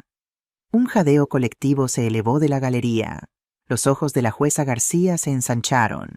Eso, continué, es el qué, pero el por qué. El por qué es mucho más interesante y tiene todo que ver con mi nuera. Dirigí toda mi atención a Elena. Su señoría, mi nuera Elena Montero, orquestó todo esto, pero sus motivos fueron malinterpretados incluso por mí hasta las 6:00 de esta mañana. Vi un destello de nuevo miedo en los ojos de Elena, el miedo a lo desconocido. No hizo esto solo para poner sus manos en mis 60 millones. Lo hizo porque estaba desesperada. Dejé que la palabra colgara en el aire. Verá, durante el último año la señora Montero me ha estado haciendo preguntas extrañas sobre mi empresa. No sobre ganancias, no sobre opciones de acciones, sobre logística, sobre mis contenedores de envío, los que usamos para enviar compuestos biológicos altamente controlados por todo el mundo. La cara de Elena pasó de blanca a un gris verdoso enfermizo. Sabía a dónde iba yo. Pensé que solo era curiosa, dije. Pero no lo era. Me estaba usando. Estaba usando las rutas de envío limpias y aprobadas federalmente de mi empresa para contrabandear sus propios bienes ilegales a este país. El abogado de Elena Ponce, que había sido derrotado de repente, levantó la vista a su rostro, una máscara de puro terror. Claramente no tenía idea. Mi acuerdo de 60 millones no era su objetivo, su señoría. Era su problema. Era su sentencia de muerte. Miré de nuevo a la jueza, que estaba inclinada hacia adelante, pendiente de cada palabra. Porque el momento en que firmé esa venta desencadenó una auditoría federal obligatoria de arriba a abajo de cada activo, cada cuenta bancaria y cada manifiesto de envío de los últimos 5 años. Una auditoría que comenzaría la próxima semana. Me volví hacia Elena. Estaba sacudiendo la cabeza, susurrando, no, no, no. Elena sabía que estaba acabada. Dije, mi voz resonando en la sala silenciosa como la muerte. Sabía que la auditoría la expondría. Sabía que la Guardia Civil estaría a su puerta. Así que puso en marcha su plan de contingencia. No podía detener la auditoría, pero podía huir de ella. Su plan era simple: drogar a su confusa y anciana suegra, hacer que su médico sobornado me declarara senil, hacer que su marioneta, mi hijo, la ayudara a solicitar al tribunal una tutela de emergencia. Y una vez que tuviera control legal de mis 60 millones, iba a desaparecer. Iba a tomar el trabajo de mi vida y huir del país, dejando a mi hijo para que asumiera la culpa de todo. Fue entonces cuando Elena estalló. No fue una palabra, fue un rugido, un grito primario de pura rabia acorralada. ¡Vieja bruja! Saltó sobre la mesa de la defensa, su chaqueta de traje, volando su rostro púrpura, sus manos como garras apuntando a mi garganta. Era rápida, pero no lo suficiente. Antes de que incluso hubiera despejado la mesa, 2 hombres en la última fila se pusieron de pie. No eran alguaciles. Eran altos en forma y vestían trajes que no venían de una tienda por departamentos. Se movieron con una velocidad que era aterradora. Interceptaron a Elena en el aire tacleándola al suelo en un enredo de extremidades y lana cara. Golpeó el suelo con un golpe nauseabundo. «No suéltenme, la mataré, te mataré», gritó su saliva volando. Uno de los hombres ya estaba tirando de los brazos de Elena detrás de su espalda, el clic, clic, clic de las esposas haciendo eco en la sala. El otro hombre se levantó cepillando su chaqueta y sostuvo una placa a la aturdida jueza. «Capitán Rodríguez, Guardia Civil», dijo con calma como si hiciera esto todos los días. «La señora Domínguez contactó a nuestra oficina a las 6:30 de esta mañana. Estábamos aquí para observar el testimonio relativo a la Auditoría Federal». Asintió a su compañero que estaba levantando a una Elena que gritaba y se retorcía. «Elena Montero», dijo el capitán Rodríguez, su voz retumbando. «Está arrestada por conspiración para cometer fraude, contrabando interestatal y soborno de un funcionario médico. Tiene derecho a guardar silencio». Yo simplemente me quedé allí observando. Miré al doctor Fuentes sollozando en el estrado. Miré a Elena, mi nuera, un animal arruinado y gritando siendo arrastrado fuera de la sala. Miré a Victoria que estaba tranquilamente empacando su maletín. La guerra había terminado y yo había ganado. La sala del tribunal se disolvió en caos. La jueza García golpeaba su mazo, pero el ruido de los agentes de la Guardia Civil sometiendo a Elena y el doctor Fuentes llorando en el estrado de los testigos la ahogaba. El alguacil finalmente anunció que la audiencia se suspendía indefinidamente. Elena y Fuentes fueron sacados en esposas. Los vi irse los ojos de mi nuera ardiendo con un odio tan puro que era casi hermoso. Ya no estaba ocultando nada. El monstruo finalmente estaba a la vista. Victoria me dio una palmada en el hombro. «Está hecho, Isabela». «No», dije mi voz pesada. «Aún no. Queda una última cosa». No esperé su respuesta. Salí de la sala del tribunal, pasé a los aturdidos periodistas que ya estaban gritando mi nombre y subí a mi coche. Le dije a mi chofer que me llevara al Hospital Universitario de Girona, Dr. Josep Trueta. El caos de la sala de emergencias había disminuido. Ahora Alejandro estaba en una habitación privada en el cuarto piso, la planta de psiquiatría. Un oficial de policía de aspecto aburrido estaba sentado fuera de su puerta. Me reconoció por las noticias que ya estaba explotando en todos los televisores del vestíbulo y asintió dejándome pasar. Empujé la puerta para abrirla. Estaba sentado en la cama del hospital bañado por la dura luz de la tarde. La intravenosa todavía estaba pegada con cinta a su brazo. Su cara estaba pálida y manchada su cabello un desastre enmarañado. No era mi Alejandro brillante y vibrante. Era un cascarón vacío. El televisor en la esquina de su habitación estaba encendido, el volumen bajo. Una presentadora de noticias local hablaba urgentemente. Siendo sacada del tribunal en esposas, Elena Montero, nuera de la empresaria y filántropa multimillonaria Isabela Vega, ha sido arrestada por cargos federales de contrabando y fraude. Estaban mostrando las imágenes, el video de Elena abalanzándose sobre mí de los agentes de la Guardia Civil sometiéndola. Alejandro estaba viendo todo su cuerpo temblando, lágrimas silenciosas corriendo por su rostro, creando manchas húmedas oscuras en la delgada bata de hospital. Levantó la vista cuando entré. Sus ojos estaban muy abiertos, no con culpa sino con el terror de ser atrapado.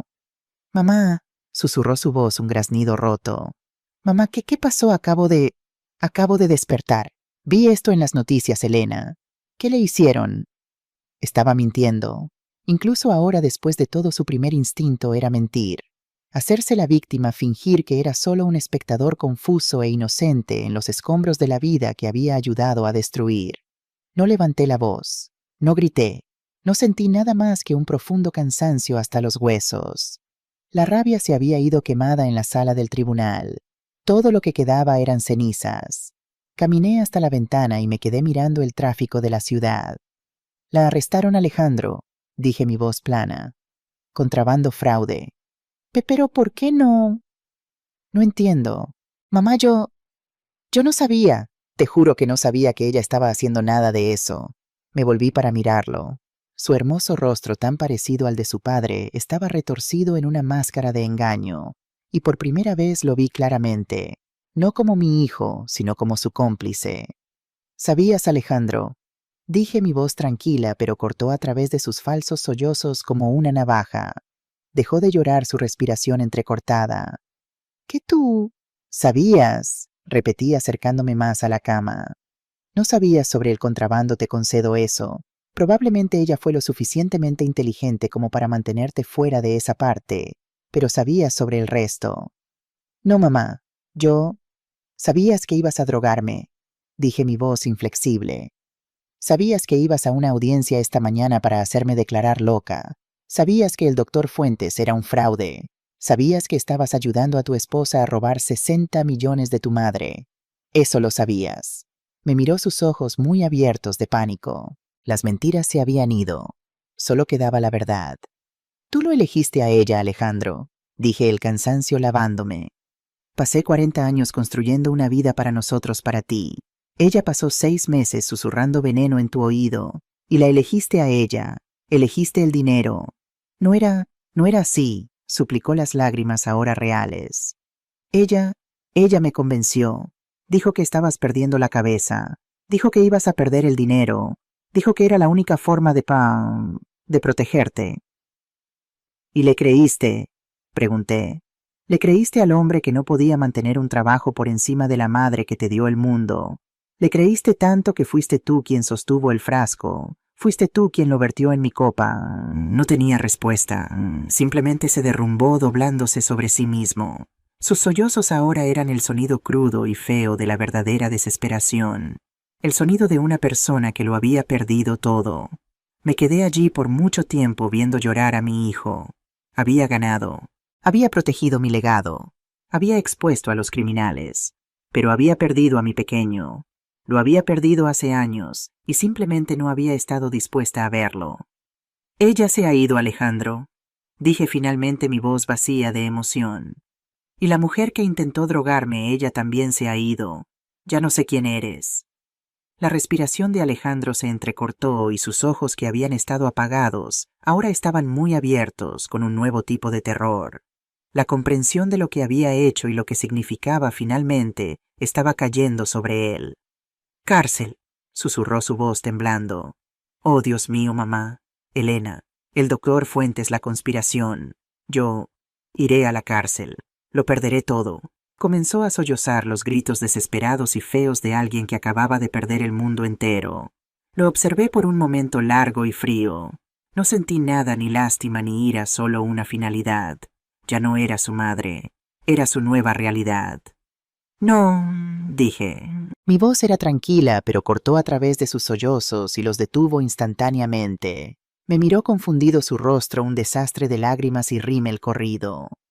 «No vas a ir a la cárcel, Alejandro». Caminé hasta la silla junto a su cama y me senté. Ya no era la anciana quebrada. Era la mujer que acababa de cerrar un acuerdo de 60 millones y ahora estaba estructurando mi próximo. «Voy a usar mi dinero», dije, «todo para arreglar esto. Voy a contratar al mejor equipo legal del país. Argumentarán que eras una víctima de coerción, que fuiste manipulado por tu esposa, que sufriste una ruptura mental temporal. Te mantendrán fuera de la prisión». Vi un pequeño y patético destello de esperanza iluminarse en sus ojos. «Mamá, yo también», continué, «voy a pagar para que vayas al mejor centro de rehabilitación del país. No por drogas, Alejandro, por tu carácter». Su esperanza creció. Estaba viendo una salida. Estaba viendo la red de seguridad. «Oh, mamá, gracias. Haré cualquier cosa». Pero dije, y esa única palabra, esa simple palabra, succionó todo el aire de la habitación. Su sonrisa se congeló. «Pero repetí, inclinándome hacia adelante, «los 60 millones ahora están en un fideicomiso. Mi fideicomiso. Soy la única administradora. Nunca verás un solo céntimo. No tendrás asignación. No tendrás tarjeta de crédito. No tendrás un coche nuevo. Los abogados y los médicos serán pagados directamente por mí». Su rostro cayó. Pero, ¿qué pasa con...? «No heredarás nada, Alejandro. No hasta que seas una persona diferente. No hasta que yo decida que lo eres. No tendrás nada. Serás por primera vez en tu vida verdaderamente pobre». Me miró sin comprender. «¿Pero cómo viviré? ¿Cómo comeré?». Sonreí. No era una sonrisa amable. «Oh, tendrás un trabajo de verdad. Un trabajo, sí estarás trabajando. Tendrás un trabajo con salario mínimo y aprenderás quizás por primera vez lo que significa ganarte tu propio dinero. Y tu nuevo jefe, bueno, ya lo he arreglado». Me levanté. «¿Quién? susurró. ¿Quién es? Simplemente lo miré. No necesitaba responder. 6 meses después estaba en mi misma casa antigua de Pedralbes. El sol de la tarde entraba a raudales por las ventanas iluminando las motas de polvo bailando en el aire. Estaba sentada en el viejo sillón de Antonio leyendo un libro. Finalmente estaba en paz. Sonó el timbre. Abrí. Era Miguel, el joven camarero de El Celler de Can Roca. Ya no llevaba uniforme de camarero. Estaba en un traje bien cortado llevando un maletín de cuero. Era mi nuevo gestor financiero personal y valía cada céntimo de su salario de 6 cifras. Señora Vega, dijo entrando. Era todo negocios, pero sus ojos siempre eran amables. Miguel, ¿cómo van las cosas? Pregunté dirigiéndome a la cocina para servirnos un café. Los mercados están estables, dijo siguiéndome y abriendo su maletín en mi modesta mesa de cocina.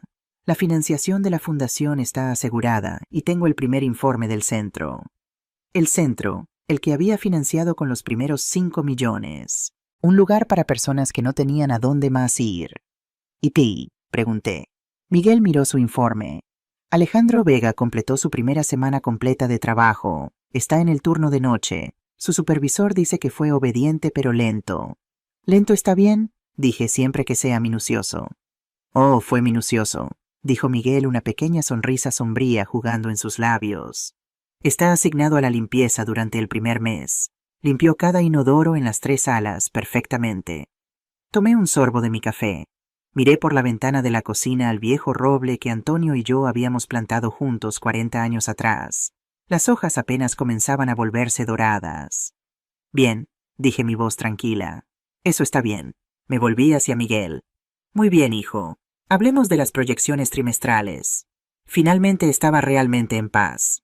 El proceso legal contra Elena y el doctor Fuentes avanzaba con la deliberada lentitud del sistema judicial español. Había contratado a Santiago Ferrer, el abogado defensor más prestigioso de Barcelona, para representar a Alejandro argumentando coerción y manipulación psicológica. La primera vez que me reuní con Ferrer en su elegante despacho del Passeig de Gracia, me miró con una mezcla de curiosidad y respeto. Señora Vega, ¿está segura de que quiere defender a su hijo después de lo que intentó hacerle? No estoy defendiéndolo, Santiago, respondí mi voz firme. Estoy asegurándome de que aprenda la lección correcta. La cárcel le enseñaría las lecciones equivocadas con las personas equivocadas. Ferrer asintió lentamente comprendiendo mi estrategia. Puedo conseguir que los cargos contra él sean reducidos significativamente. Con su testimonio sobre la influencia de Elena probablemente enfrentará libertad condicional y servicio comunitario obligatorio. Pero necesito que entienda que esto no es un perdón. Nunca lo será, dije mirando por la ventana hacia la bulliciosa calle. Es una oportunidad, una que tendrá que ganarse cada día durante el resto de su vida. Durante las semanas siguientes, el caso contra Elena se desarrolló ante el público español como una telenovela de alto perfil. Los titulares eran impactantes. Nuera del imperio farmacéutico, utilizaba contenedores médicos para contrabando de lujo. Matrimonio por millones. Cómo Elena Montero orquestó el mayor fraude familiar de Barcelona.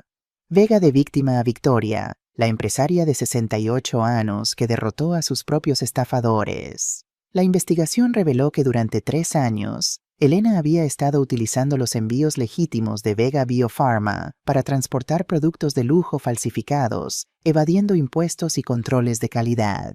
Las rutas de distribución de medicamentos de mi empresa, conocidas por su seguridad y eficiencia, eran perfectas para su operación ilegal. Victoria, con su habitual eficiencia despiadada, se aseguró de que cada detalle del caso se manejara correctamente. Cuando nos reunimos para discutir el progreso, siempre era precisa y directa. La fiscalía tiene un caso irrefutable, dijo hojeando documentos en su escritorio. El testimonio del doctor Fuentes es devastador. En el acuerdo de cooperación ha revelado todo, fechas, montos, incluso grabaciones de sus conversaciones con Elena. ¿Y Alejandro? Pregunté manteniendo mi voz neutra. Victoria me miró estudiando mi reacción. Tu hijo es interesante, Isabela. No estaba directamente involucrado en el contrabando, pero estaba al tanto de todo lo demás. Era perfectamente consciente del plan para incapacitarte. De hecho, las pruebas sugieren que fue él quien obtuvo la olanzapina del doctor Fuentes. Asentí lentamente. No sentí sorpresa, solo una triste confirmación. Ferrer está haciendo un trabajo excelente presentándolo como una víctima manipulada, continuó Victoria. Es bastante convincente el hijo dependiente emocional abrumado por una esposa dominante, presionado para elegir entre su lealtad a ella o a ti. ¿Tú lo crees?, pregunté mirándola directamente. Victoria se recostó en su silla, algo inusual en ella. Un momento de reflexión genuina. Creo que Alejandro es débil, Isabela. No malvado como Elena, sino fundamentalmente débil. Quería el dinero sin el trabajo. Quería el estatus sin el sacrificio. Y cuando se vio obligado a elegir entre el camino fácil y el correcto, eligió mal. Sus palabras, aunque duras, resonaban con mi propia evaluación. Alejandro nunca había tenido que luchar por nada. Yo lo había protegido demasiado después de la muerte de Antonio, compensando su ausencia con generosidad material. El juicio de Elena culminó en una sentencia de 12 años por fraude organizado, falsificación de documentos médicos, contrabando y conspiración para incapacitar a una persona mayor. El doctor Fuentes, gracias a su cooperación, recibió una sentencia suspendida de 5 años y la revocación permanente de su licencia médica. Cuando la jueza leyó la sentencia, Elena me miró desde el banquillo de los acusados. No había arrepentimiento en sus ojos, solo un odio frío y calculador. Yo simplemente sostuve su mirada sin emoción, sin triunfalismo. No sentí alegría por su caída, solo alivio de que ya no podría dañar a nadie más.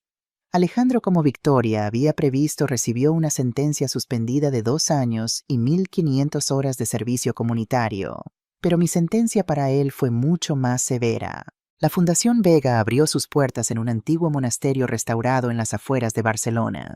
Lo que una vez fue un símbolo de reclusión espiritual, ahora servía como refugio para personas mayores, víctimas de abuso financiero y emocional.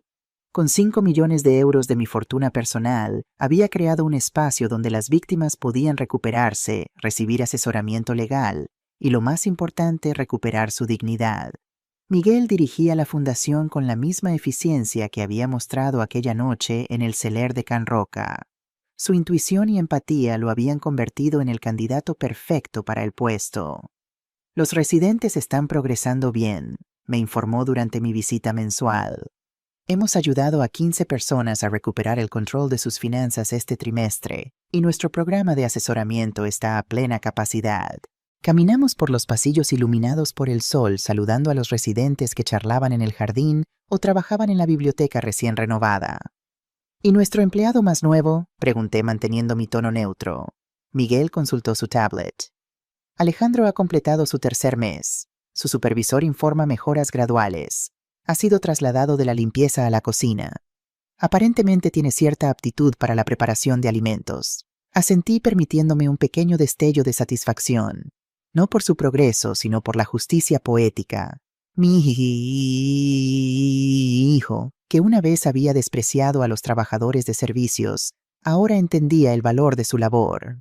¿Está aquí hoy?, pregunté. Sí, está en la cocina preparando la comida de la tarde. ¿Quiere verlo? Dudé un momento antes de asentir. La cocina industrial estaba llena de actividad. Entre el personal vi a Alejandro vestido con un simple uniforme blanco, cortando verduras con meticulosa precisión. Había perdido peso. Su rostro, una vez lleno de arrogancia juvenil, ahora mostraba líneas de esfuerzo y concentración. No se parecía en nada al hombre elegante que había vertido veneno en mi copa 6 meses atrás. Me vio y se congeló el cuchillo suspendido sobre la tabla de cortar. El miedo cruzó su rostro, seguido rápidamente por vergüenza. Bajó los ojos y siguió trabajando sin atreverse a acercarse. «Puede tomar su descanso ahora, Vega», dijo el jefe de cocina, un hombre robusto que claramente no sabía ni le importaba nuestra relación. Alejandro asintió, limpió sus manos y se acercó cautelosamente. Nos sentamos en una pequeña mesa en la esquina de la cocina. «Mamá», dijo su voz apenas audible sobre el ruido de las ollas y sartenes. Lo estudié buscando señales del hijo que había criado. Detrás de los ojos cansados y las manos ásperas de trabajo, pude ver destellos del niño que solía correr a mis brazos después del colegio, que lloraba cuando Antonio lo regañaba por ser descuidado con sus juguetes. «Te ves bien», dije finalmente. «El trabajo te sienta bien». Alejandro tragó con dificultad, luchando visiblemente contra las lágrimas. No puedo ni empezar a decirte cuánto lo siento», dijo su voz quebrándose. «Lo que intenté hacerte. lo que permití que Elena planeara. Levanté una mano para detenerlo. No estoy aquí para escuchar disculpas, Alejandro. Las palabras son fáciles. El arrepentimiento verdadero se demuestra con acciones día tras día durante años. Asintió aceptando la dura verdad de mis palabras. ¿Cómo está tu apartamento?, pregunté cambiando deliberadamente de tema. Es pequeño, un estudio en el Raval, nada como... Se detuvo consciente de que compararlo con su antigua mansión sería inapropiado. Está limpio, es suficiente. ¿Y el salario? Una pequeña sonrisa avergonzada cruzó su rostro. Después del alquiler y los alimentos apenas me quedan 100 euros al mes. Nunca supe lo que costaba realmente vivir. Era exactamente lo que esperaba oír, la lección que necesitaba aprender. Miguel dice que estás progresando bien en la cocina.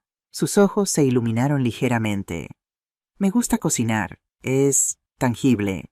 Ves los resultados de tu trabajo. La gente aprecia lo que haces. Tu padre solía cocinar, dije sorprendiéndome a mí misma con el recuerdo. Antes de que tú nacieras, cuando éramos jóvenes y pobres, hacía la mejor tortilla española del barrio. Alejandro me miró hambriento no de comida, sino de conexión, de alguna señal de que no todo estaba perdido entre nosotros. No lo sabía, dijo suavemente. Hay muchas cosas que no sabes sobre nosotros, respondí. Sobre cómo construimos todo desde cero, sobre los sacrificios que hicimos. Un silencio se estableció entre nosotros lleno de palabras no dichas y heridas aún abiertas. Tu período de prueba termina en 3 meses, dije finalmente. ¿Qué planeas hacer después? Alejandro se enderezó ligeramente como si hubiera estado esperando esta pregunta. Quiero quedarme aquí, dijo con una firmeza que me sorprendió. Le he pedido a Miguel que considere contratarme permanentemente. Me gustaría eventualmente dirigir el programa de comidas, quizás incluso enseñar a algunos de los residentes a cocinar. Muchos de ellos nunca han preparado su propia comida. Estudié su rostro buscando señales de manipulación o falsedad. No vi ninguna. Vi a un hombre transformado por la humildad forzada buscando un propósito más allá de su propio beneficio. Eso sería decisión de Miguel, dije manteniéndome deliberadamente distante. No interferiré. Alejandro asintió aceptando mi neutralidad como el único regalo que podía ofrecerle por ahora. Me levanté para irme, pero dudé un momento. Antonio estaría orgulloso de verte cocinar, dije permitiéndome un pequeño momento de amabilidad. Siempre dijo que era un acto de amor. Las lágrimas brotaron en sus ojos, pero las contuvo asintiendo en silencio. Mientras salía de la cocina sentí un peso levantarse ligeramente de mis hombros. No era perdón. Eso tomaría años si alguna vez llegaba. Era algo más sutil, la posibilidad de redención. Un puente diminuto sobre el abismo que mi hijo había creado entre nosotros. En el camino de regreso a Barcelona miré por la ventana del coche los viñedos y olivares que bordeaban la carretera. La vida continuaba, las estaciones cambiaban, y yo con ellas. Los 60 millones que habían sido el premio de Elena ahora servían a un propósito mayor: ayudar a otros, crear un legado que iba más allá del éxito financiero. Pensé en Antonio y en lo que habría dicho sobre todo esto. Probablemente habría sido más duro con Alejandro, pero también más rápido en perdonar. Siempre fue el más emocional de los dos. ¿A casa, señora Vega?, preguntó mi chofer mientras nos acercábamos a la ciudad. No, decidí. Al cementerio, por favor. La tumba de Antonio era simple como él habría querido. Coloqué un pequeño ramo de lavanda, su favorita, y me senté en el banco cercano. Tenías razón sobre ella, dije en voz baja. Como siempre, pero quizás yo tenía razón sobre él. Quizás aún haya esperanza. El viento sopló suavemente llevando el dulce aroma de la lavanda. En ese momento, sentí una profunda certeza de que independientemente de lo que el futuro trajera con Alejandro, yo estaría bien. Había sobrevivido a la traición más profunda imaginable y había emergido no solo intacta, sino más fuerte. A mis 68 años, cuando muchos esperaban que me retirara tranquilamente, había encontrado un nuevo propósito. La Fundación Vega era solo el comienzo. Ya estaba colaborando con legisladores para fortalecer las protecciones contra el abuso financiero a personas mayores. Mi historia había inspirado a otras a hablar, a reclamar su poder. Me levanté del banco pasando una mano sobre la fría piedra de la lápida. Adiós por ahora, mi amor. Aún tengo trabajo que hacer. Mientras caminaba de regreso al coche, mi teléfono sonó. Era Victoria. Isabela, tenemos la fecha para la audiencia final de restitución. Elena ha solicitado verte antes de la sentencia final. Me detuve considerando la petición. Después de todo este tiempo, ¿qué podría posiblemente querer decirme? Dile que no. Respondí, mi voz firme. Ese capítulo está cerrado. Como quieras. Algo más. Miré hacia la ciudad que se extendía ante mí, sus antiguas torres y nuevos rascacielos brillando bajo el sol de la tarde. Sí, programa una reunión con el consejo de la fundación. Tengo algunas ideas para expandir nuestros servicios. ¿Invitamos a Alejandro?, preguntó Victoria, su tono cautelosamente neutral. Pensé en mi hijo en la cocina, con las manos ásperas por el trabajo honesto, los ojos bajos por la vergüenza, pero con un destello de determinación que no había visto en años. No, dije después de un momento. Todavía no, pero quizás pronto. Mientras el coche avanzaba por las calles de Barcelona me sentí ligera, no con la ligereza de la felicidad. Ese sentimiento tardaría mucho en regresar completamente, sino con la ligereza de la libertad. Libertad del engaño, libertad de las expectativas. El futuro, con todos sus desafíos e incertidumbres, era finalmente mío para dar forma como yo decidiera. Y esa, más que ninguna otra, era la verdadera victoria.